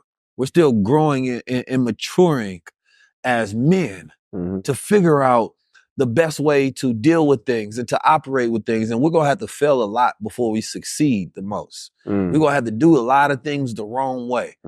But can we give each other grace as we're making those mistakes? But the way that we can measure whether this person should be continued to giving grace is if they're growing. Because if you're not growing and you're not having clear thinking of to what's real and what's not and what's the best way and what's the worst way, then there's no more grace given. Now we got more lessons to give. You feel me? So that should be the protocol. We give you enough, first we give you enough grace, enough space. Then we give you enough time to correct those mistakes. Those mistakes are then not corrected. Then that's when the challenge comes back in. You feel me? And that should be our way of looking at each other to saying that, okay, well, look, the whole year done passed and you're still doing the same shit. All right, now I'm back on your helmet because I gave you some time to improve. But if a person had made a mistake in a year past, oh, he ain't making that same mistake. He don't do the same thing. You gonna keep bringing up the past, or are you gonna recognize the growth? That's it. That's it. And that's where I feel like things should land with all of us. Dee-1 and Joe Budden need to have a conversation, whether it's private or public. You know, I never want somebody to think that I'm only after a public conversation because of what that does for my brand or my viewership. Public or private. It's just communication leads to unification. But in conflict resolution, when something happens in public, it should be addressed publicly. right? Or correct it publicly, I should say. Like if we see y'all feud in front of the world, then we should know y'all made peace behind closed doors. Right. That's real. So, all I'm gonna do is continue praying that those things can happen in terms of that communication, and that also that my heart is continuously purified during this process, to where I don't look at any of these brothers as my ops. Only op I got is opportunity. Talk to 'em. Straight up. And to where I don't look at any of these brothers as my enemies or anything like that. And to where I never stop loving these brothers, but understanding that there's transformational love and there's affirmational love. Yes, You know what I'm saying? And for me, if we truly want to see the world improve and see our culture improve, we got to practice transformational love. So, peace, family. If you want to see us at the highest level, if you want to see us at the top of the podcast charts, this is the way you can help, not just with your views and your attention. First of all, I want to thank you for being here, listening, watching, sharing, but we also need you to comment. This is how support looks like. I need you to comment the best thing you liked about the episode or the worst thing. It's up to you, whatever you would like to share. Then I need you to go and put in them 5 stars. Go to Apple's, go to Spotify's, go everywhere, and I need to see them testimonials, and I need you to go on Apple and Spotify and download and subscribe. The more downloads we get, the better we able to do in business, and the more we can grow this high level media. Again, I want to thank you all for supporting. Thank you all for tapping in. If you want to book, the booking email is 19keys@19keys.com. Tap in. When do you feel you're at your highest self? I feel like I'm at my highest self when I've been consistent. All of my personal training, working out, properly, taking care of nutrition, reading and, keeping up with, your own mental growth. Starting my mornings with meditating. When I go on a juice cleanse and I just have all of this energy, also saying my affirmations every day, that's what keeps me going and lifted. I feel like I'm at my highest self when I'm in my flow. And that means doing things from a place of creativity and passion. Make sure that I always journal every day and that I have at least 3 things that I'm grateful for that have nothing to do with my accomplishments. This is the High Level Club. Are we low level or high level?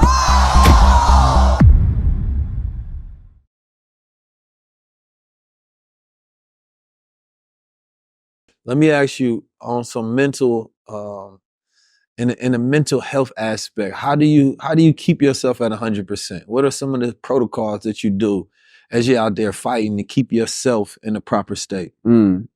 So I would say that I keep my mental health really strong by making sure that I laugh. Yeah, brother, like this space of being a freedom fighter can become so serious and so contentious that I really have to totally disconnect. And I got certain friends in my phone that I know when I call him, it ain't finna be nothing but some laughing. You know what I mean? I need that in my life because that balances off this hardness that I feel all the time. So that's through watching comedies. That's through just being able to laugh with my friends that I enjoy their company. That's important. Do you get nature? Do I get nature? Yeah, absolutely. Oh, bro, even where I live, you know what I'm saying? Like I'm surrounded by nature. Yes, sir. And it's a beautiful thing. That was very intentional. I'm buying this house. Yes, you know sir. what I mean? Because I ain't grew up around this in New Orleans, you heard me? Like I definitely ain't grew up on the block, the bliggity block, you heard me? So yeah, bro. So nature is surrounding me in a way that I'm able to take in those sights, those sounds, those smells, in a way that's just refreshing to me, bro. Because I do tend to probably get into a zone where working a lot leads to me not eating on the proper schedule or not eating right. Like I don't know if this is a plus or minus, bro, but through working so hard, like in my late teens and into my 20s, now in my 30s, I can eat 1 meal a day, 7 days a week and be totally fine. I don't know if that's a plus or minus, but it's a reality. And it came from so many times of soon as I wake up, pray, shower, brush my teeth and get to it. You know what I mean? And you're so into the grind that by the time you look up, man, it's 5 o'clock. I ain't ate nothing yet, but my body is adapting to that. So I'm gonna eat one nice size meal at a certain point, and then next thing you know, it's time to go to sleep. So that's just something that my body has adapted to. But in terms of my mental health, it's also about staying connected to the Word of God, man. I constantly read the word of God. I'm in the Bible. I'm reading because I'm understanding that nothing is new under the sun. So everything I'm going through, there's a book, there's a story, there's a chapter, there's a scripture that is allowing me to realize, oh, just put what you're going through right now in context, D. You feel me? Do you work out? I don't work out like I. Oh man, come on, man, bro. Over here we promote working out now, bro. Why I get on here and not keep it 100 with my brothers? I don't work out like I should. Appreciate you. We got to get some workout. We got to get you on a regimen of at least start with doing 50 push-ups a day and try. Well, let's start with doing 50, and then when those get comfortable, let's get to 100 or do the Kendrick burpees. You know what I'm saying? Like do the Kendrick burpees. Yeah, you feel me? The jailhouse workout. You feel me? I get a program going, but what is that gonna unlock in me or strengthen in me? Because I'm a naturally slim, athletic built dude. You heard me? Always been like, I can go run a mile right now. Like that's nothing, you know. Yeah. God just gave me that. Yeah. So what is it going? You know what I'm saying? It's the beauty of it, man. Because the physical, you know, in the Emerald Tablets, you got Hermes Trismegistus, and he talked about thrice great, which is the 3 planes: mental, physical, spiritual. And the physical is not just about like biological physical, but it's about the ability to act, right? So you think, then you have to do. When I think about the concept, I talk about being at 100%, right? And it's like God sending you on a mission, and he's saying, okay, you get to pick which body you want to go on a mission. Now he can show you your current body, and you just a soul looking at this and being like, he gonna show you your energy levels, the strength, even all right, but this is your mission. It's a tough mission. You like, then he show you another one that's a little more composed, a little more muscular, a little more energy, a little more wind. I'm gonna go with this one, God. You feel me? And then I had asked the crowd, I'm like, okay, well, why do you choose this body with this mission? You feel me? And we make that choice with our habits, right? How old are you? 38. 38. So you 38, number one, the physical aspect goes into testosterone levels, right? As you work out, you're doing your leg workouts, you're doing your back workouts, and you're working out, that testosterone is going to increase, right? And that testosterone is that willfulness, right? So therefore, you can still have that energy to want to challenge yourself. You still have that energy to want your willpower to be undisrupted and go for power, right? Because once your testosterone changes towards of late to your 30s and things of that nature, now you had decreased energy, you had decreased willfulness, so you don't feel like that young man that you felt like anymore, right? And that's because, you know, your energy, your testosterone could be at like 600 to 500, you start getting into them lower levels. But when you higher testosterone, right, when people get TRT, that testosterone replacement, or they work out or they eat certain foods, now they feel good. They have more mental clarity, right? Less mental fogginess. They get deeper sleep as well. So they get more rest, and it decreases those stress levels as well, right? And then as you work out, you're actually more focused throughout the day as well, right? The spiritual components of going in there and working out, I talk about this with my brother Mike Rashid all the time, like, what's the spiritual aspect? Because it's also a metaphysical thing, right? You're going every single day purposely putting yourself through challenge and pain for the purpose of growth, right? The interior mid-cingulate cortex is the seat of the wheelhouse of the brain. It's that part where you do the things you hate, right? And it increases your willfulness. It increases your ability to communicate, conflict resolved, right? Emotionally regulate yourself. So beyond the physical confidence and all of that stuff, right?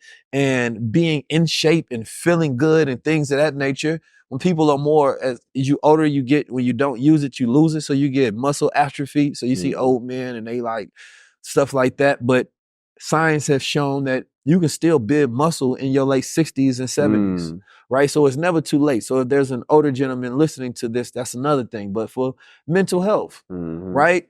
Going in there, having a place where you could decompress and you can let go. You feel me? Like, take all that frustration. If in the morning time you take yourself through something that's hard, it actually increases your ability to regulate stress throughout the rest of the day, right?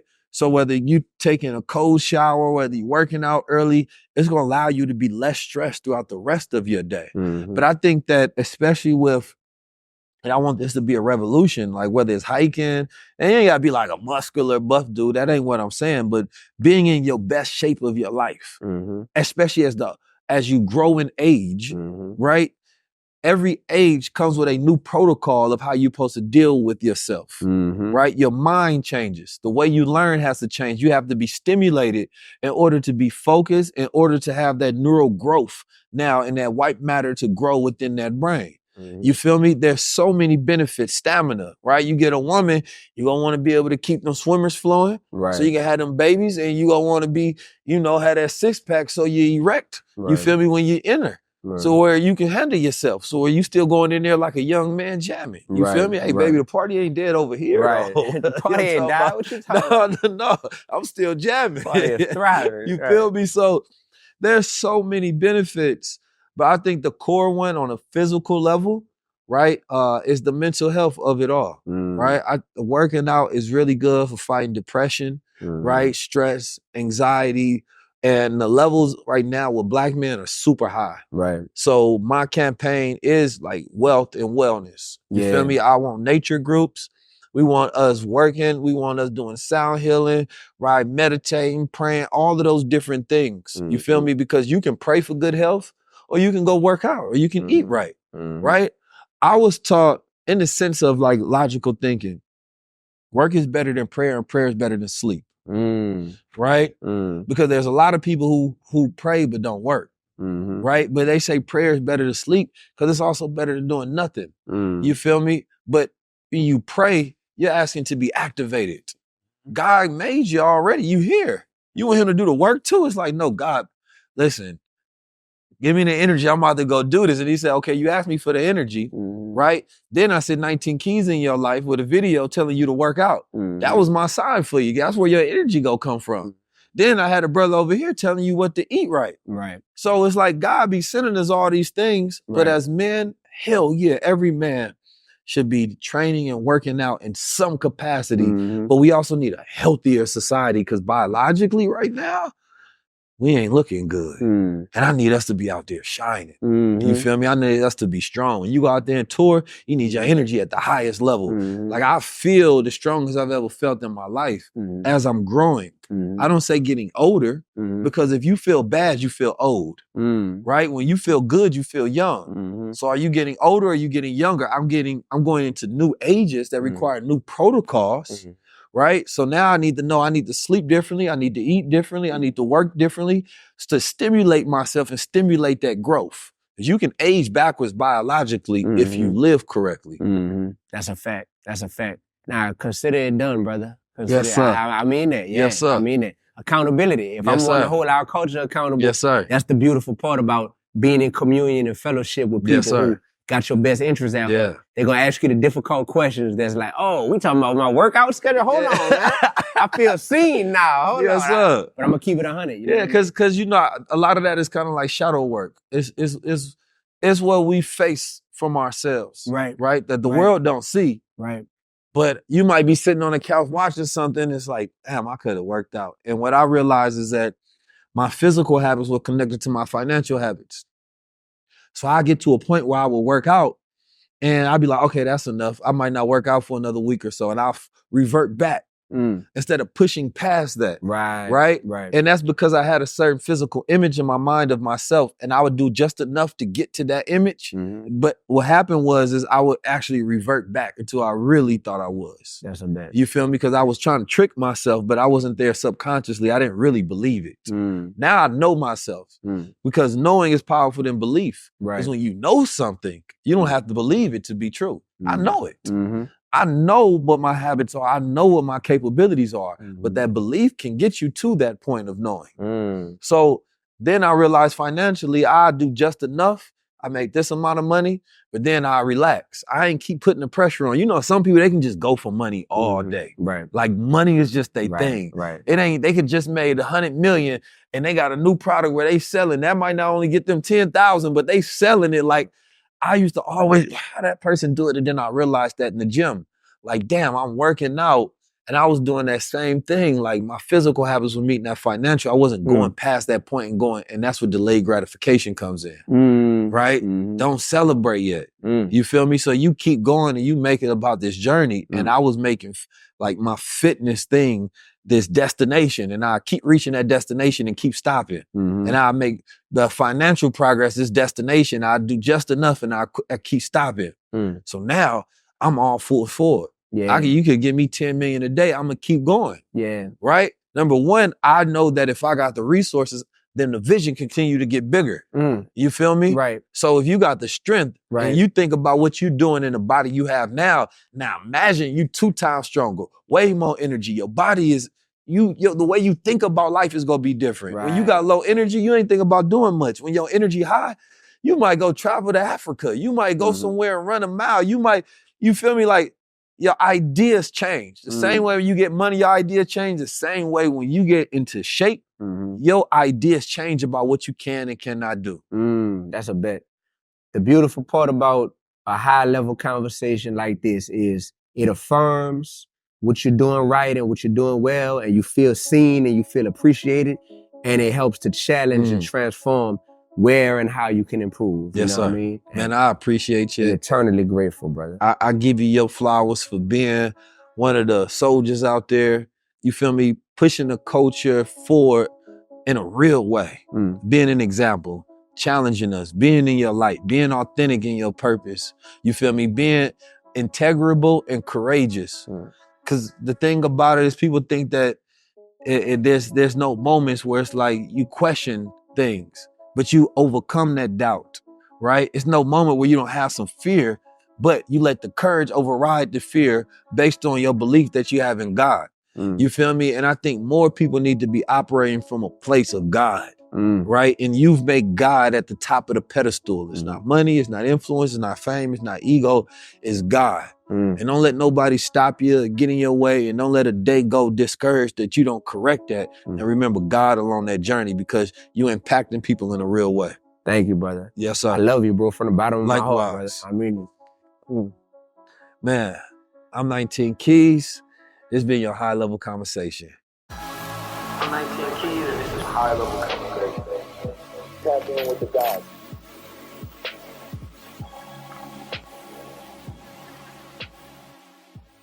People like to act like Jesus was soft, and nothing about Jesus was soft. Although he was filled with love and compassion, he wasn't afraid to be direct. He wasn't afraid to confront and oppose overt evil that was taking place in his face. So with that being said, Flipping Tables is the name I decided to go with for my podcast, Flipping Tables with Dee-1, because in a culture that I love so much, I simultaneously see so many things that are just overtly, blatantly disrespectful, negative, and unhealthy for our people moving forward. So the only way to address them is not to just sit back and politely beg that they view things differently. It's like, nah, man, I gotta flip some tables to get y'all attention. And I'll flip that table, and then I'll put that table back together with you so that we could both eat from this table together, you feel me? But sometimes it gotta be flipped, because if not, y'all too caught up in what y'all doing to even pay attention. It's something that comes very natural to me to reach across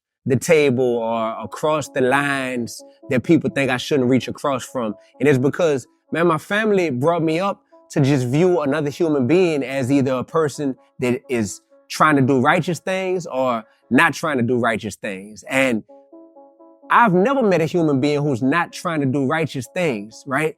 So it's all about what point of collaboration is there? Because we all have things in common with every human being on this earth, but it's where does that synergy exist? And am I going to take advantage of the synergy that we do possess? And that's what I seek to do. I look to meet people in a space where we're naturally synergetic. I'm not going to meet you in a place where we don't have something in common and expect you to just see my viewpoint. But it's been very easy for me. It's been very natural for me, because I never looked at a person and said because of their background religiously or even their ethnicity or their socioeconomic status, that means that the first thing I see about them is how we're different, you know? The first thing I see about someone is that they're a human being and they're a creation of God.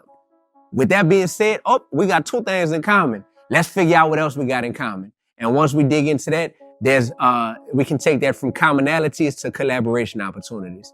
And that collaboration actually leads to communication that makes us now say, hey, let's have some adult, high-level, intelligent conversations about the differences that we may have, but it's coming from a place of unity and love at the core, because now we haven't judged one another from outward appearance or affiliations, you know what I'm saying? We have connected on a human level, and that's always worked for me. It's just come so natural that when I realize, brother, that it's not natural for other human beings to see the God in someone else and to want to connect with someone because y'all have so much in common, it really disappoints me. And it's something where I'm like, oh, okay, God, here's a competitive advantage that you have given me to do some more good in this world, because something that comes extremely natural to me, something that I relish in, that I love, connecting with people that the world might say, y'all are different, y'all shouldn't be cool with each other. That is so natural to me to connect with people like that,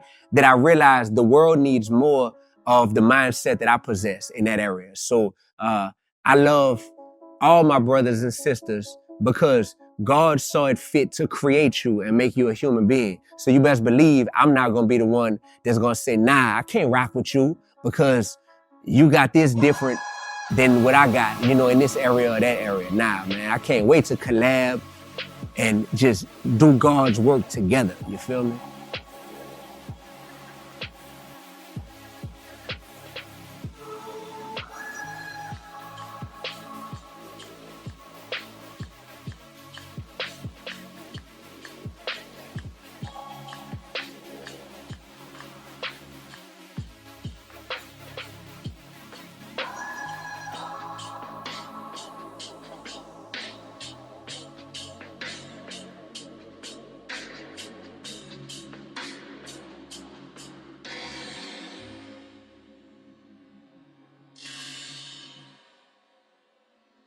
When do you feel you're at your highest self?